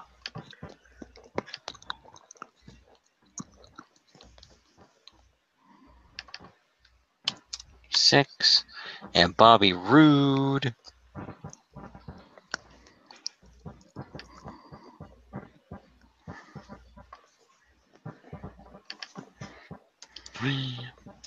61. Tamina.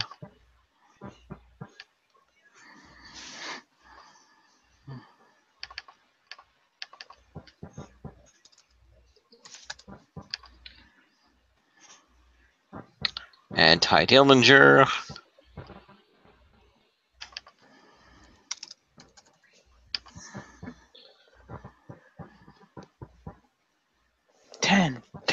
Ten. Rusev.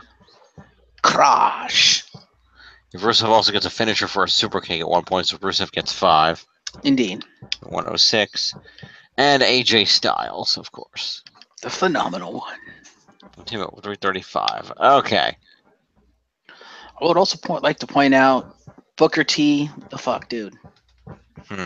Because during this whole thing, as Raw or SmackDown comes down and it's like starts brutalizing the people backstage and stuff, Booker T on commentary goes, "I've never seen anything like this." I'm like, you left something like this. What do you mean you've never seen anything like this? Did you forget the WCW invasion?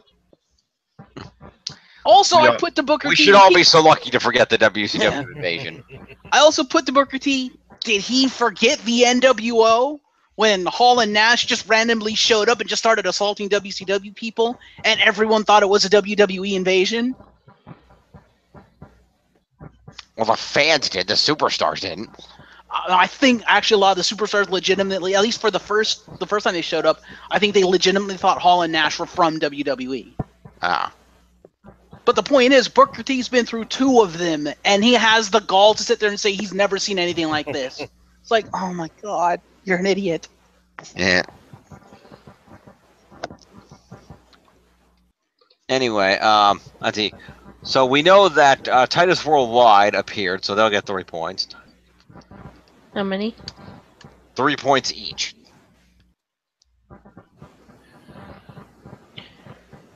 So Titus and Apollo each. Except for the Shield, which you'll do last. Yeah. And then we know that I saw, let's see, Matt Hardy. Yes. 141. 4 women. Well, hang on, we're going to get there. Just give me 1 second, please.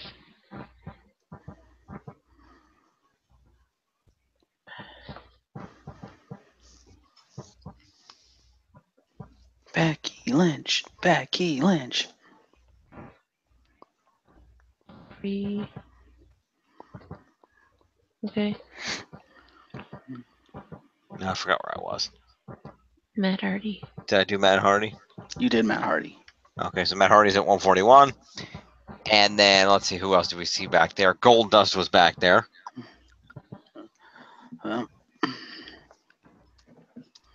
29. Finn Balor. Balor had a match. It doesn't count. 3 points only to people who didn't show up the rest of the night. Because it's their only appearance. People who did other shit don't get appearance points. Oh, so the Shield's only going to get the assault and weapon points. Fair enough. Correct. And let's see Kurt who else Hawkins. He was there. So that puts him at 30. I think of who else was in those locker rooms. Kurt Hawkins.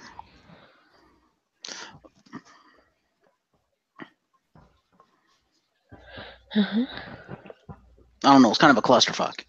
I know. I know Finn was there, but that doesn't count. I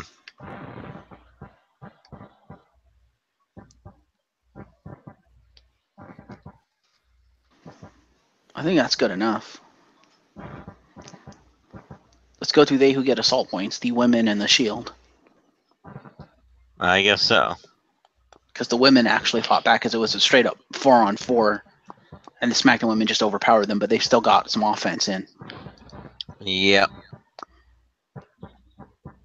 Let's see, who was it? It was it Sasha, Bailey? Remember who was back there with the women? Was it the actual team? Was it Sasha, Bailey, Alicia, and like someone else? I can't remember. I'm not entirely sure. Well, Sasha Bailey and Alicia Fox, they already had a match, so I don't think they're going to get those points. Yeah. If honestly, if it was Sasha Bailey and Alicia, then they don't get any points. It would only be. They would get the else. assault points though, because they actually fought. Because they squared off, and then because remember the SmackDown crew parted like the Red Sea, and the 4 SmackDown women came up, and they stared off against them, and then they just went to town. So they actually fought back a little bit because they weren't just jumped like everybody else. Everyone else was jumped. They weren't jumped. Mm-hmm. That's what I'm trying to remember who was there because they would get assault points. The 4 women that were there. Let me see. Well, it's definitely Sasha and Sasha Bailey would not. Alicia would not. So it was just whoever was with them. Right. Let's see. Who?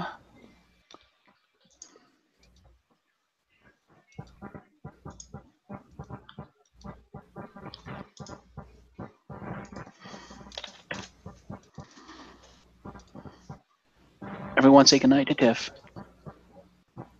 Good night. Oh, good night, Tiffles. See ya. Let's see. Here. Sad face. No, that's too far. No, that's still the Shield beat down. Okay. Here's the women beat down. Let's see who it is. And then, so it's Bailey, Sasha, Alicia Fox. Who the hell is that? Oh, that's Mickey James. Okay. Makes sense. She's a member of their team. So that must be their team then, right there. So it's team v team. Fair enough. So yeah.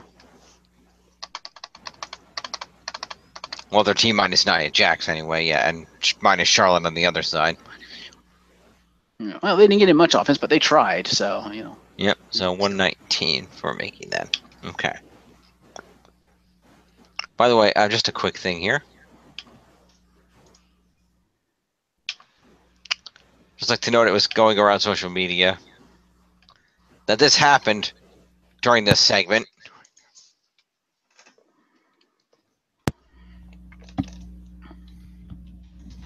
If anybody else is looking at what I just put up. Yeah, 1 second. All right, I was talking to Devils. Let's see. What the fuck?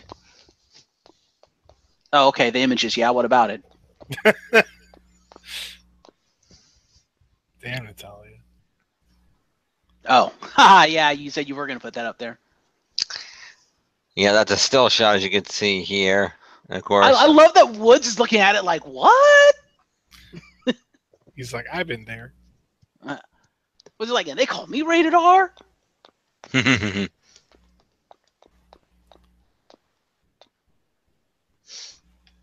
times, good times. Woo, woo, woo. You know it. You know it. Okay, let's go. So let's go to the scores. Let's see where we're at here. Data refresh. All right, here. In the lead at 4,088 are the Champions of Justice. Oh, wait, we forgot the fucking Shield. Hang on.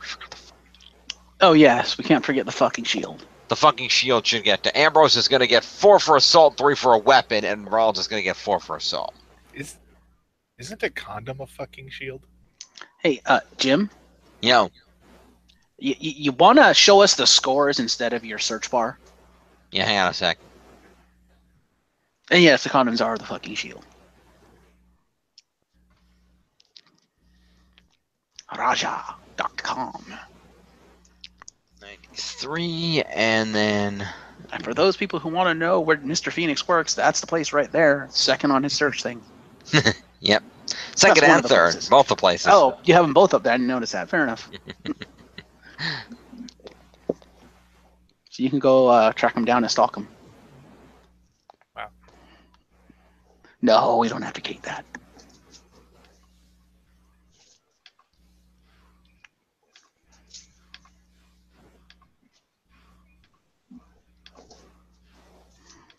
Then Dean Ambrose is going to get 7 points. The lunatic fringe. 414. Okay, anyway, as I was saying, refresh the data again. Okay, at 40.99 are the Champions of Justice. Wow. Followed in second place at 34.36 by TNA Worldwide. Followed in third by the Glorious End at 31.73. And lastly at 26.70 is the Broken Highlight Club. Mm-hmm. I love that the Shield are the ones who didn't get blindsided, that they were waiting. Yep. Well, Kurt probably went ran and warned them.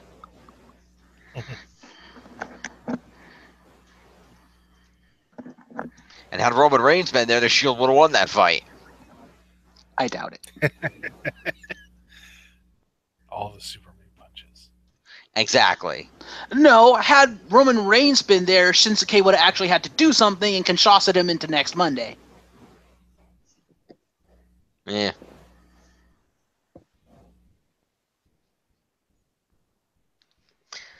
I point out to you, even without Roman, the Shield single-handedly dismantled a team that included Braun Strowman and Kane.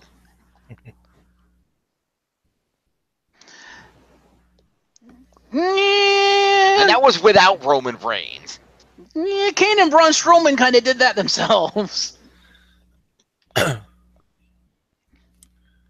because I put to you, if they hadn't beaten each other up and then they had to put Braun Strowman in the garbage truck, they probably would have won that match.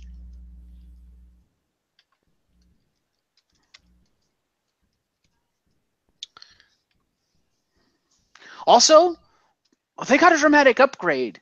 Could they trade Roman Reigns for someone who could actually wrestle? That's true. But I traded Roman Reigns for somebody who's not nearly as god modded. Yeah. True. But he doesn't need cheats and trainers because he's got actual skill. Hmm. Yeah, and if he takes the wrong bump, he's fucking done. More so than anyone else. Kurt Angle's a glass cannon at this point. Pretty much. Moving along, let's go to SmackDown.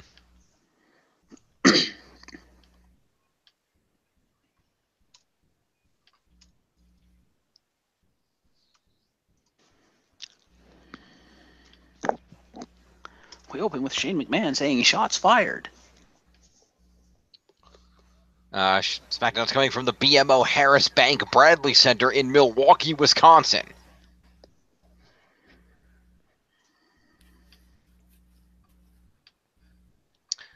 All right, we see a video package looking at the Raw Assault. Tom Phillips is still out. Michael Cole is still in. Although not according to WWE. Hmm. Did you see that, Jim? I did not see that. So, you know how at the top of every show they show the announcer team and then they actually have the nameplates for them below them? Mm-hmm. Apparently, according to WWE, Michael Cole is Tom Phillips because his nameplate said Tom Phillips. Okay, then. So, not even WWE can tell the difference between Michael Cole and Tom Phillips. Apparently not. Yeah.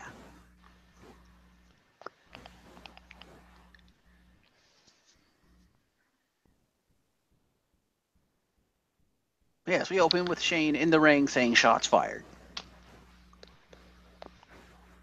Indeed. Shane comes out. Talks about undergoing physiotherapy following the Hell in a Cell match, and he's glad to be back on SmackDown and in charge. He learned at a young age that it's always best to strike first in a big fight, which is why he struck first on Raw. They caught Raw by surprise with the attack. I guarantee SmackDown won't be caught the same way because they are ready. Are you ready? Doom, doom. Sami Zayn comes out and sarcastically dances his way to the ring. Hello, Sami Zayn. And basically all of Zayn is taking it offers that himself and his best friend Kevin Owens to be on Team SmackDown. But Shane says, you want on, you got to earn it. Sammy, you're going to be in the first qualifying match for the team tonight, and it's against Randy Orton. Have fun with that. Yep, this was another great heel promo by Sami Zayn. Go check it out if you haven't seen it. Yeah, promo to Sami Zayn. Oh, excuse me.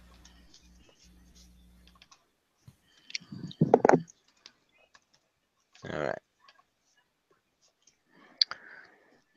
The New Day is shown walking through the arena, and they pass a table with a bunch of fruit on it with a sign that says raw fruit, and they proceed to destroy the fruit and throw it in the garbage.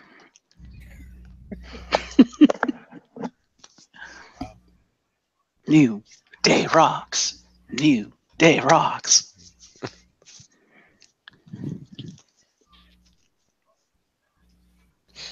I like how it wasn't even like it was clear enough too, because it's not even like it was happened to be like they happen to be passing the fucking craft services table or anything. It was just like it was just pile of fruit, just like on two pieces of loose leaf paper turned sideways from out of a book. It just said raw fruit. I see John is channeling his inner Kurt Angle tonight. I see. Oh, is that milk? No one else sees it. Fair enough.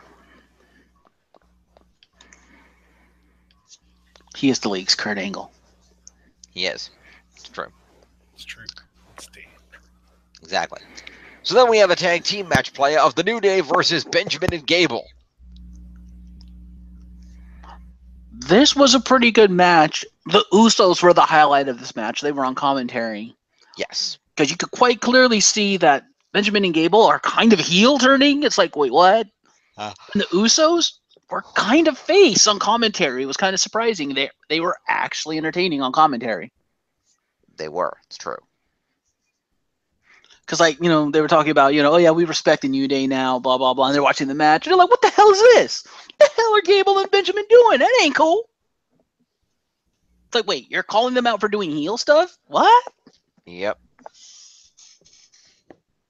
Like, no, man. That ain't, no, Cole, that ain't right. I'm like, wait, are you going to put face paint back on? Oh, man, they got that shit on lock. But yes, decent match, highlighted by the Usos on commentary. Yes, Benjamin and Gable came out the victors. Kofi and Xavier represented the New Day in this match. Mm-hmm. I will also say, kind of a weak finish. Mm. Did you see this match? Did I see this match? I think I saw this match. Because it was the finish was that Gable and Benjamin cheated, but it was kind of a weak cheat because Benjamin kind of did a kick over the ropes to the back of, I think it was Xavier Woods was the one wrestling in this match. Mm-hmm. And it was like, and then, you know, Gable like rolls him up or whatever for the pin. And I'm like, that was kind of a weak finish. Yeah, well. It was what it was. It was what it was. So as Gable and Benjamin did get a victory here, so Big E will get accompaniment points, first of all. Mm-hmm. I will also say Big E, fucking hilarious. Because that's right, it was Xavier who was wrestling, because Big E was the guy at ringside. And at one point, Kofi gets like tossed unceremoniously over the top rope and like into the table, the announcer's table at the side of the commentary table. And Big E and Xavier run over, and Big E drops to his knees, and because he's not the one wrestling, he still has his like sleeveless trench coat thing that he wears, his robe, and he drops down, and he starts pulling Bootios out of his robe and shoveling him into Kofi's mouth, trying to revive him. It was hilarious. As they went to commercial break, but he's like, "Come on, Kofi, eat, get your power back. It's Bootios." You ain't booty. Get up.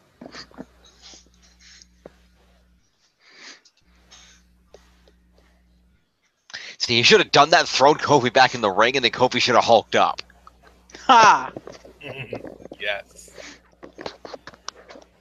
If anything, they need to save that bit for when for when Big E is the one wrestling, and they need to do that with Big E. There you go.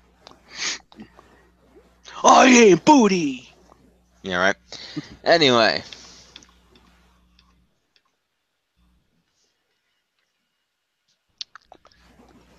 Anywho. Yes. So we gave Big E the accompaniment points, so then we're going to go to guys in the match, which would be Kofi and Xavier, who each had one move. So therefore, they're each going to get 6 points. Fair enough.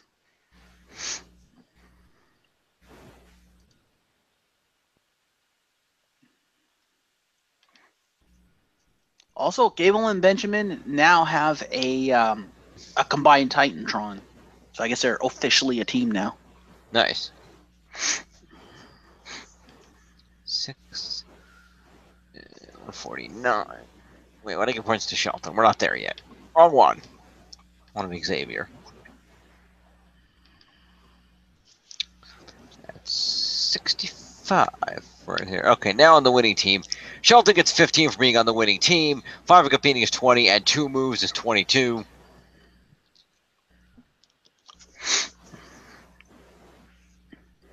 At 165. Chad Gable had no moves, But he got the win.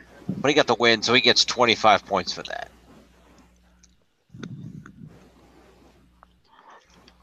Oh, that's who else was on the Raw thing. I just remembered during that invasion, Chad Gable went straight for Jason Jordan and beat the shit out of him. Ah, nice. But he did stuff earlier in the night, so he wouldn't get points for that anyway. Fair enough. Yeah. Suck on that, Jason Jordan. Chad Gable's doing far better than you. And he's got a better tag team partner now. Hmm.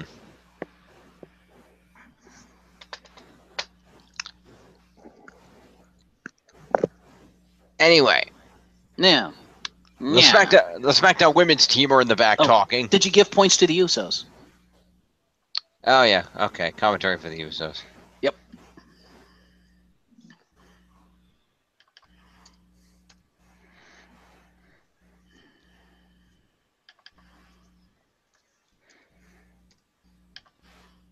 right.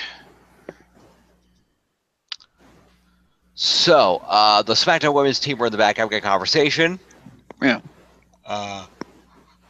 Carmella comes in and says that James Ellsworth has gone missing. More on that later.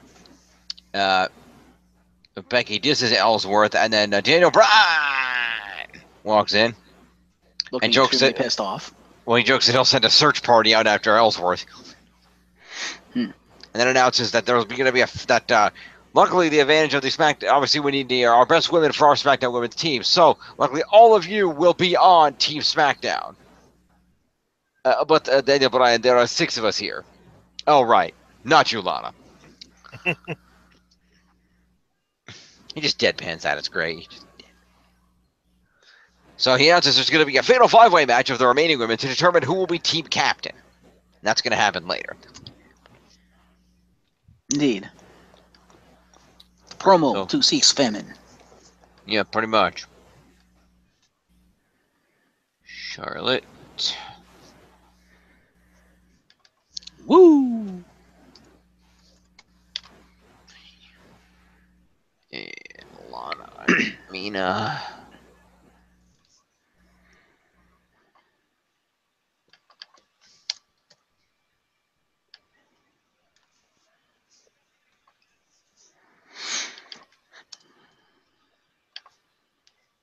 I think Lana should Hogan the match. Hmm. She just come out and like outright win the match and be like, "I told you you needed me on the team." Mm-hmm. And Naomi.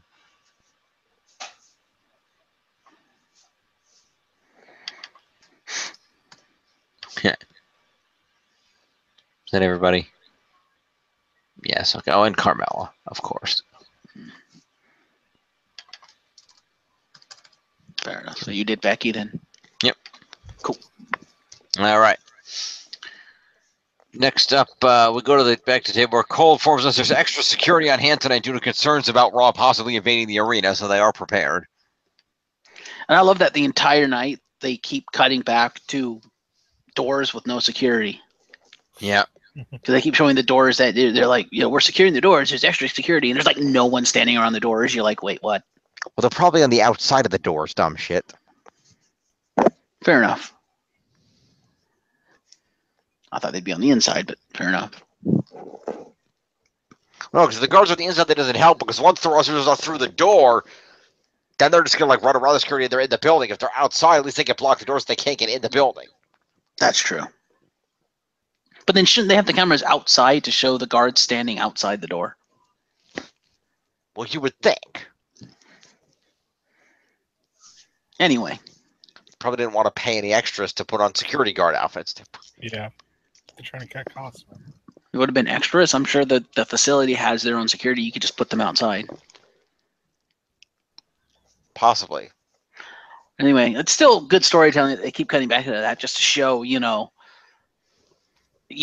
SmackDown is prepared. Yep. Oh. Moving on to the next thing. Yep.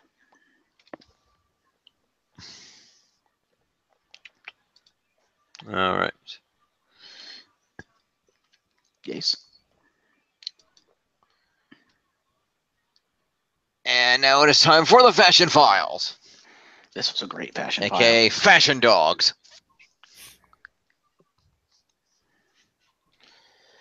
Indeed. So the Ascension have James Ellsworth tied to a chair in a room. Also, did you notice that the Ascension is now officially part of the Fashion Files because they were in the title card? They were. That was awesome. Yes. So they have James Ellsworth tied to a chair. Yes.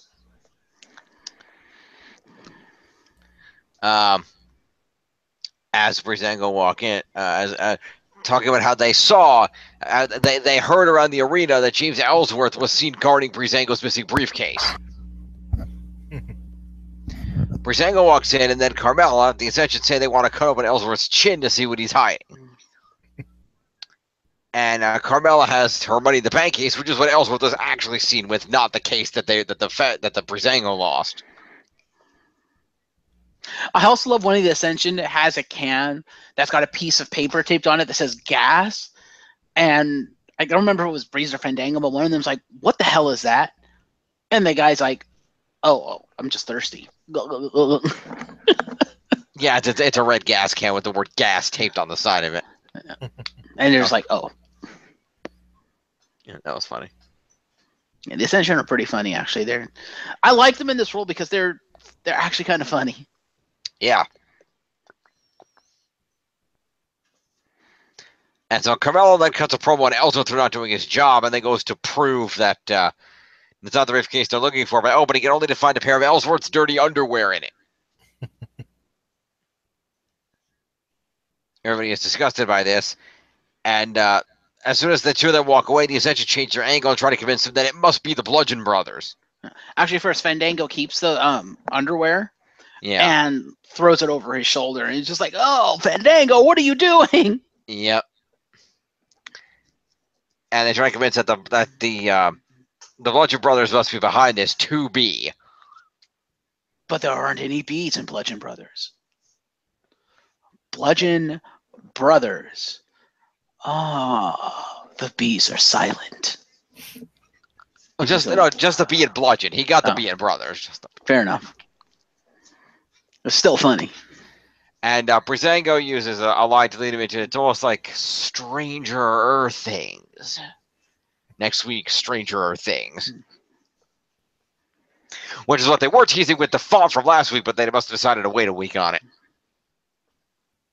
Which is fair. Yeah. So, promo to all the people that were involved here. Indeed. So, let's see here. That's Carmella. And James Ellsworth. Yes. And Connor. And Victor. And Victor. Victor too. And Tyler Breeze. And Fan. Da. Go. Yes. Okay. Got it. Moving on. And in when they go out to the ring for Sin Cara versus Baron Corbin, round 2. Piss break match. Nothing happened. Sin Cara wins the match via DQ, and Corbin refuses to stop pummeling Sin Cara at the referee's request. Pretty much. So Baron Corbin gets DQ'd in this match. So he would get 5 for competing, -4 for the DQ, +1 for the end of days he hit on the floor afterward. Which I guess it also counts. Well, that's just one move, so it's not really an assault. So, yeah. Basically, that's 5, 4 +1 is 2 points to Baron Corbin then.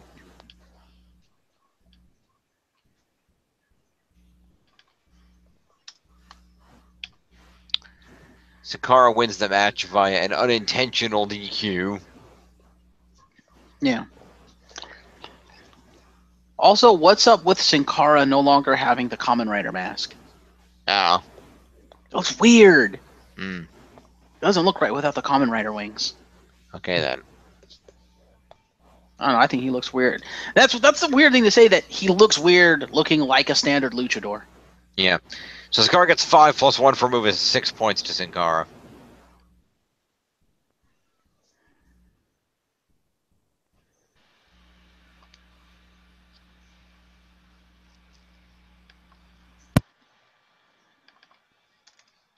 I don't know, what do you think, John? Have you seen the new look Sin Cara?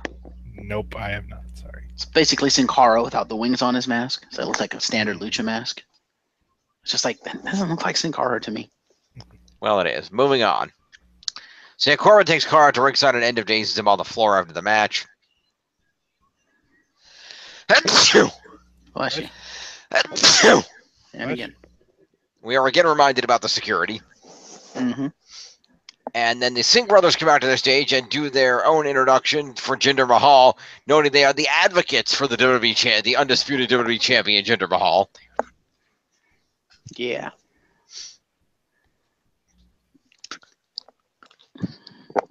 And they come out to the ring where Jinder gets on the microphone and says that Paul Heyman is a liar, noting that he started from the bottom, but now he's the most powerful man in the WWE. Vince says what? And that he is not Lesnar's equal. As Paul Heyman said, he agrees he is Lesnar's worst nightmare. He will prove at Survivor Series that the modern-day Maharaja era is just beginning. I am Brock Lesnar's worst nightmare. I am steroids. And he then announces that his loyal brother Sunil Singh will face AJ Styles tonight, which brings AJ out for the match. So it's a promo to Jinder and I guess the Singh brothers. Now this is where I fell asleep. Fair enough.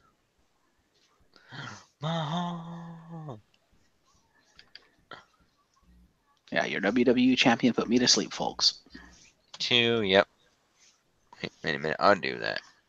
Undo. 62, there we go. And then... Singh brothers. Yep. So who was fighting tonight? Was that Sunil? Yes. Okay, so we'll do Samir for now.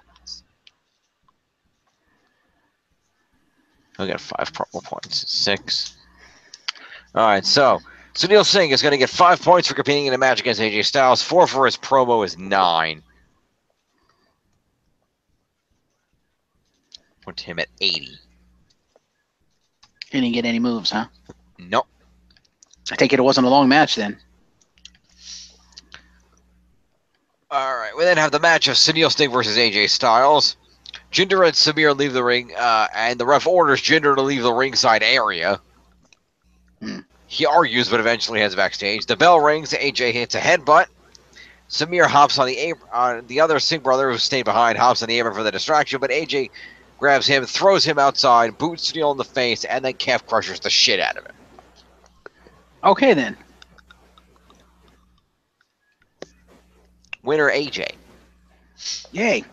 So AJ Styles gets 25 for competing and 1 for the calf crusher. Fair enough. 26 points to AJ Styles. 5 and 6 is 61. 361. Let's go, AJ.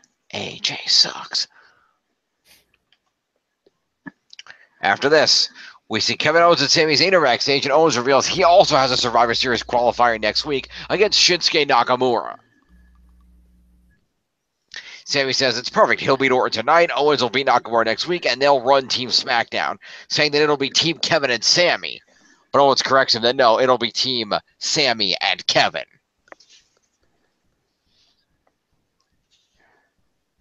Promo to Owens and Sami.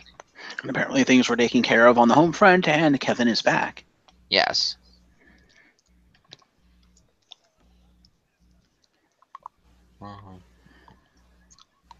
I'm glad it wasn't anything too serious. Yep.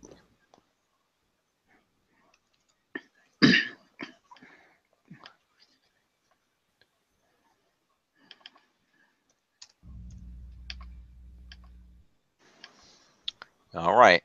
Jinder Mahal then storms into Daniel Bryan's office. Of course he does. And demands that this injustice not stand and that Samir Singh get a match against AJ Styles next week. So Samir's going to get his ass kicked next week. Fair enough. Yes.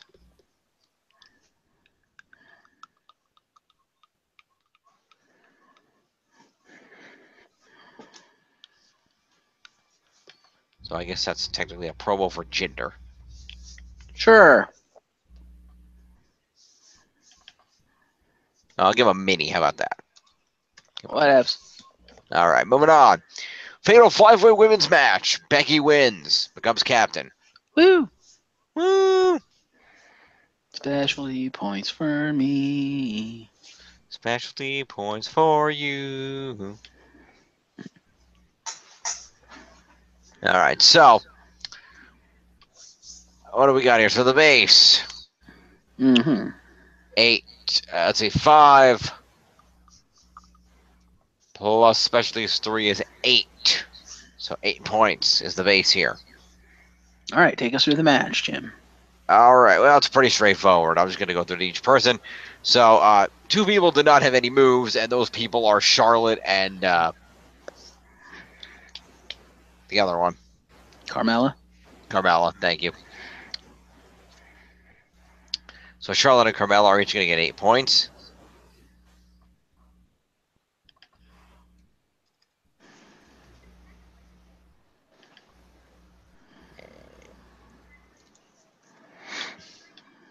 Who will get points, however, for a big opening beforehand and then being on commentary is Natalya, Okay. who was seated just before the match had started to come out to the ring and then have the ring announcer give her a massive announcement about being women's champion and posing in the ring in front of everybody and then leaving the ring and going to commentary. Okay, then. Just interrupting everybody because she felt like it. Okay, then. Next up, Becky Lynch had one move, so well, She's the winner. Yeah, we'll do that last. Naomi had one move, so she gets 9 points.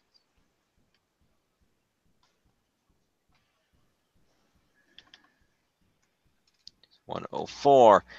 Tamina had 2 moves, Okay. which is 10 points. Keep scrolling. There you go. And then Becky Lynch gets 20 points for winning. 10 for winning a specialty is 30. The base 8 is 38, and the disarm her she won with is 39 points to Becky Lynch. All right. All right, all right, all right. 9 is 145. All right.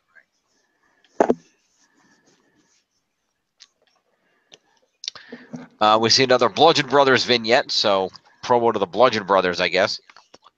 Sure.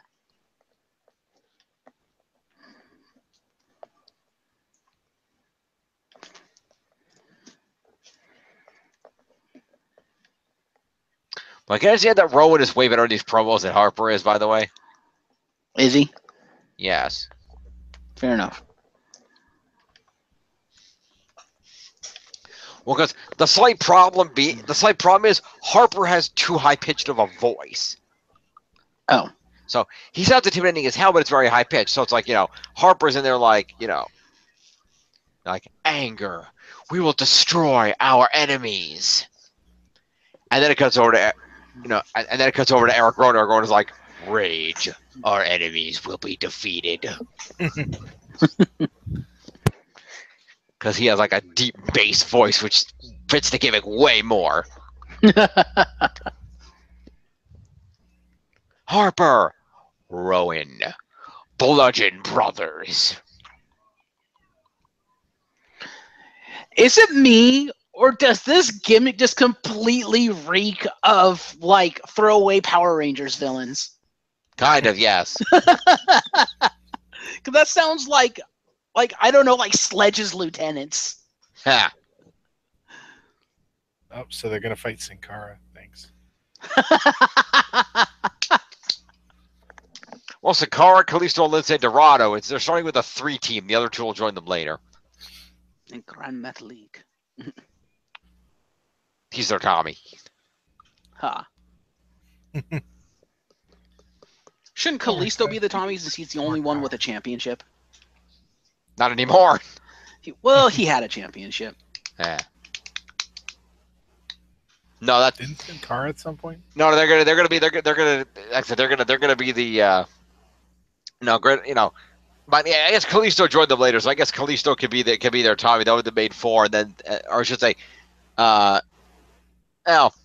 Kalisto's just more their Red Ranger leader. No, their Tommy is gonna be their surprise 5th member, El Generico. Ah, there you go. Back from the dead. Yes. Sure, why not? Okay. We see after the Lunch Brothers, Dolph Ziggler does an interview where he continues to rant about catchphrases and gimmicks. He says Bobby Roode is a fraud and nothing but an elaborate entrance. Roode walks in, challenges Ziggler to one more match to basically break the tie since they each have a victory on the other. And as he's talking about it, he says, and Ziggler says he could beat him twice, and he says, all right. You and me, 2 out of 3 falls match next week. And apparently Ziggler agrees, saying that he hopes Rude's ego can handle losing Tim twice in one night. And as Ziggler walks away, Rude says he has a feeling that next week will be glorious. Promo to Ziggler and Rude. Is it me, or have they kind of ruined Bobby Roode by putting him in this feud? Because I don't think this feud is doing Rude any favors. Yeah.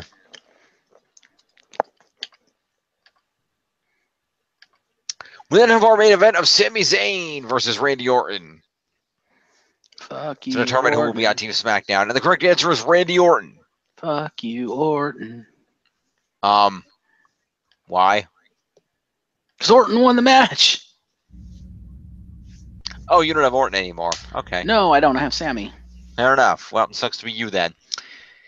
Sami Zayn gets 5 points for competing. 4 for being in the main event is 9. And 9 moves is 18 points to Sami Zayn.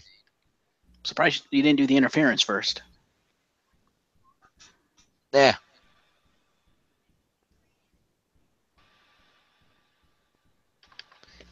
Six is 154. And Interference Kevin Owens to KO. interfered in the match. So he's going to get 6 interference points.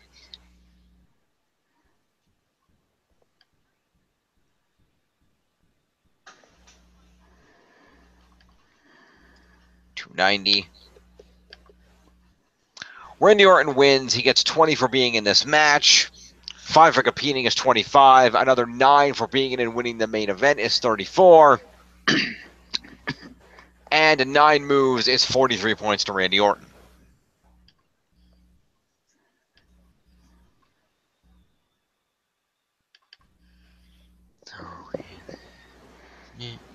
Is 271.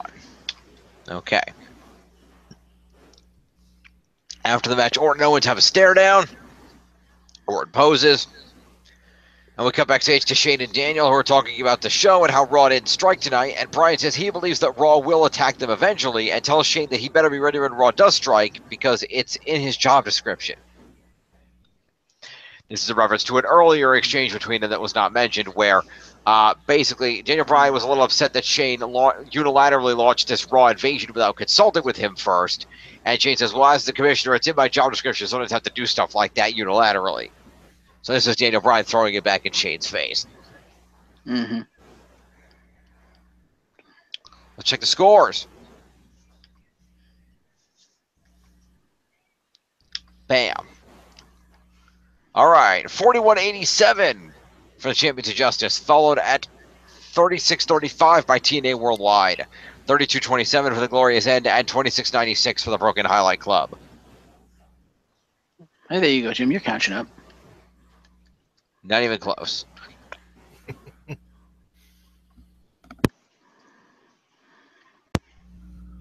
But he's going to say that every week until you believe.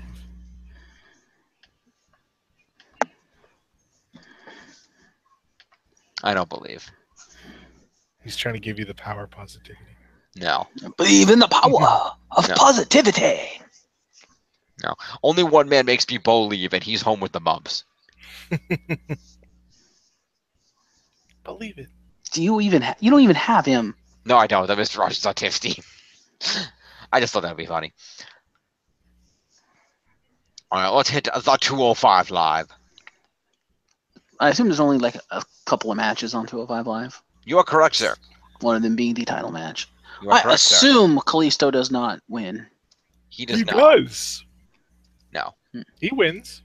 No. Well, yeah, okay. He wins by a DQ. Yeah, I didn't say get the belt. I just said he Oh, fair enough. You are correct. He did win.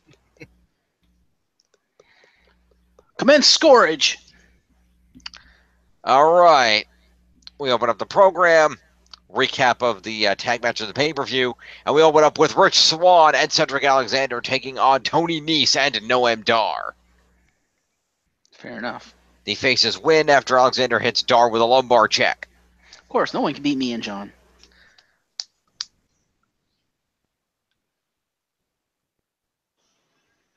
John has Rich Swann, right? I don't know. No, I think Tiff has Rich Swann now. Oh, yeah, she does. God damn it. I keep thinking John has him. Okay, fair enough. Nope. Kendrick and Gallagher appeared on stage during the match, which distracted Dar. Which distraction allowed Dar to get Cedric in a submission hold, but Swan fought off Nice to free him with a super kick and set up the finish.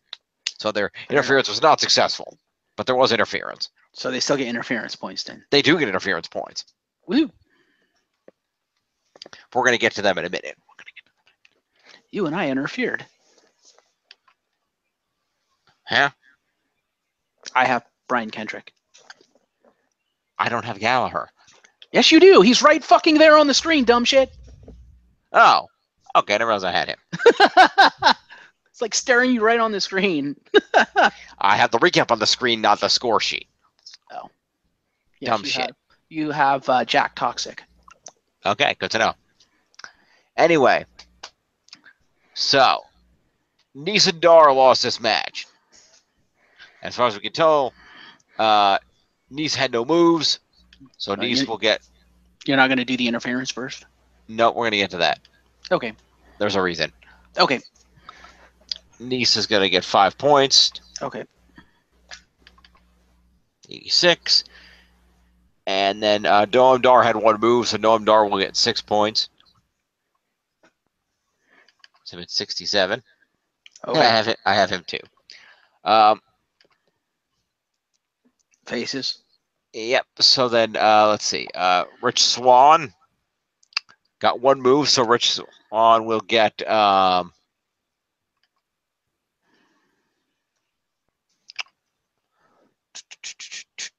let's see, 15 for winning team. 5 is 20, and 1 move is 21 points to Rich Swann. All right.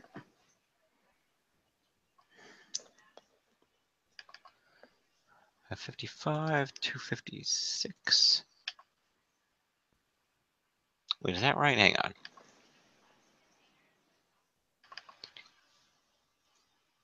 Yeah, 256. That's what I thought. Okay. And then Cedric Alexander 1, he's going to get 20 for that. 5 for competing is 25, and 1 for the lumbar check is 26 points to Cedric. Mm-hmm.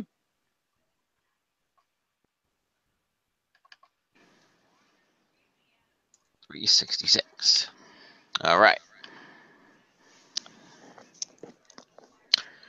Now, Kendrick and Gallagher get on the mic after the bell and tell Alexander and Swan to calm down because they're here to extend an olive branch. Okay. Cedric showed them he had what they thought he lacked: cruelty. He proved it when he attacked Brian Kendrick backstage and when he took both of them out in their matches. But the heels say Alexander will never get to the top with that dancing dead weight by his side. Jack says it wasn't that long ago that he was like them, dancing for the fans. But the fans don't matter. Wolves don't care for the opinions of sheep. They want Cedric to join them, but they're on a timetable, as Gallagher faces Swan next week, and Alexander will have to pick a side by then. Do you think it's going to lead to an Alexander heel turn? I don't know. Anything's possible.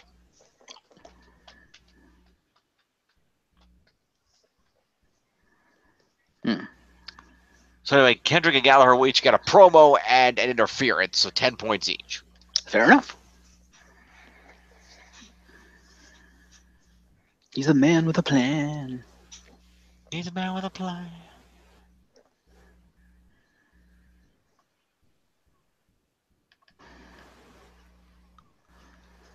I have not heard Gallagher's new theme music, but I heard he has heel theme music now. I haven't heard it either, but fair enough. Okay, next up, Drew Gulak is here. Of course he is. With a no chance sign. We get a recap video of the attack that injured Tozawa 2 weeks back. Gulak then cuts promo about being cut from the TLC kickoff show by the powers that be when he was supposed to have time for his PowerPoint presentation. He believes that his vision for 205 Live, he believes in his new Drewtopia, which is why he took out Tozawa and his chant. The crowd chants, so Drew is staging a protest. No matches, including the title match. What? Okay. He's spending it giving us a refresher course and going back to slide 1 of 277 of his PowerPoint presentation. Wow. Sadly, he only gets to refresh us on slide number 1, no jumping off the top rope. the most important rule and the one constantly violated by the roster. When proposal number 5 is immediately violated, Okay. as Drew Gulak has to have a match against Grand Metalik. Okay, then. A match which he loses and taps to the Dragon Sleeper, aka what is Metalik? Oh, sorry, no, Gulak won that match. Sorry, against Grand Metalik via the Dragon Sleeper, aka the Gulak. Okay, then. Poor Grand Metal League. Yeah. Gulak then, after the match, goes to make sure Metalik can't go to the top rope anymore by attacking his ankle with his sign. Or that's when Akira Tozawa returns. Ooh. He rushes down and chases Drew Gulak out of the ring. So is Tozawa going to take Metal League's place on Team Lucha? I don't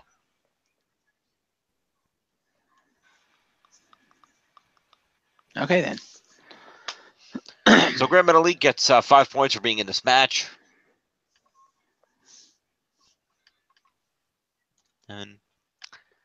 And then Drew Gulak gets 20 for winning, 5 for competing is 25, and 1 for the submission hold is 26 points to Gulak.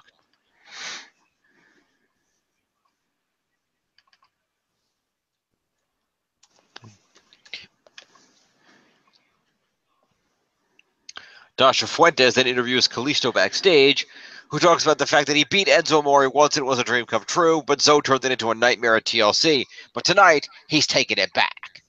No, he's not. Promo to Kalisto. Fair enough. Let's see that 304. And the top 10. All right. Enzo then comes out with his man Arya Davari. Enzo coughs briefly and then hands the mic to Davari because he still can't talk. Okay. His name is Arya Davari, and your cruiserweight title holder has lost his voice, so he's going to deliver a message for him. Enzo is the best thing to happen to this division, and Davari is happy he's here. His bank account is happy Amore is here, which is something Milwaukee wouldn't understand. Bucks and championships. Wow. Get it? Mm-hmm. That's Milwaukee, wow. The Milwaukee Bucks. Yes, I get it. That's why I went, wow. As for Kalisto, Arya delivers a message in Farsi and then says that the challenger is S-A-W-F-T. Hey, this ain't sing a long time with Davari De Niro. Soft.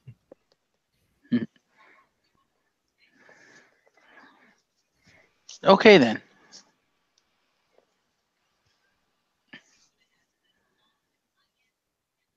So promo to the heels? Promo to the heels. I guess mini promo to Enzo because no voice. Yep. Can we change Davari's name from Arya Davari to Davari De Niro? Not yet. Can we team him up with Angelo De Niro? No.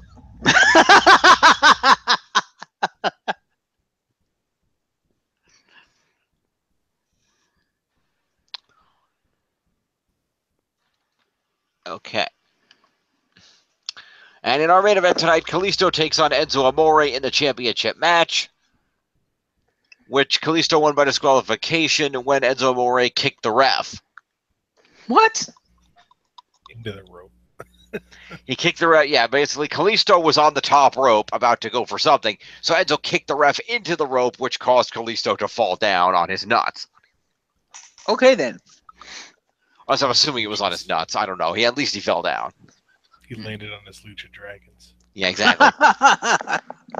So basically, because he kicked the ref, in order to do that, the ref disqualified Enzo. Okay, then.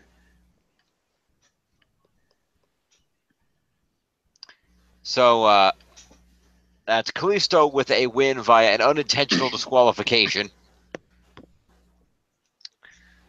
So that only gets Kalisto 5 points plus 4 for being in the main event, and technically he won, so it's actually 14 points Kalisto. Okay then.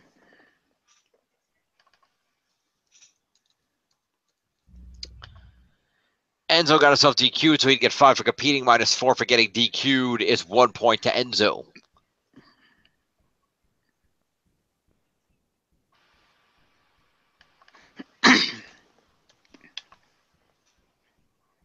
All right.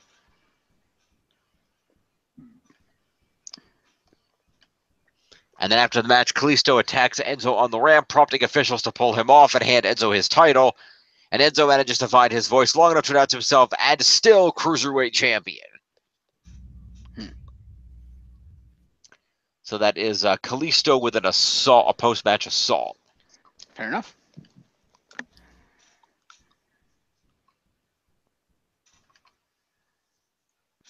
$322. Okay.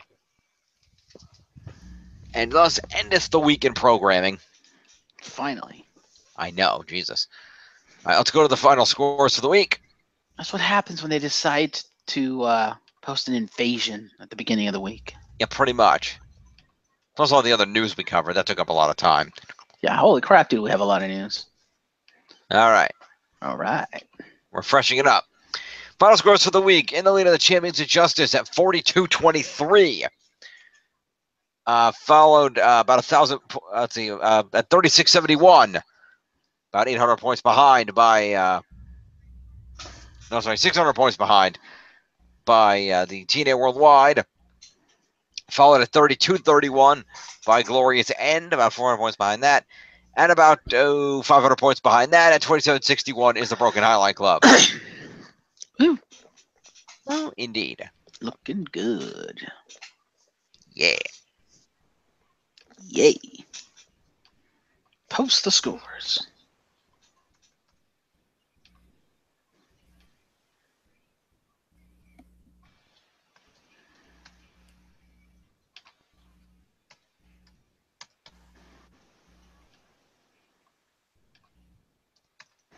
I would like to say, Jim, Yep. given how long this rest of the season is going to be, you do have a chance because you actually did end up with more points this week than John, so you are slowly catching up. Yeah, we'll see. Remember, we don't have much to go. Yeah. We've got Survivor Series. We've got Survivor Series, and then one more pay-per-view, maybe two.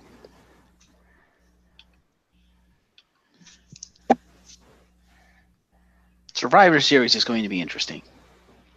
Because Clash of Champions in December is our season ender, so. Yeah.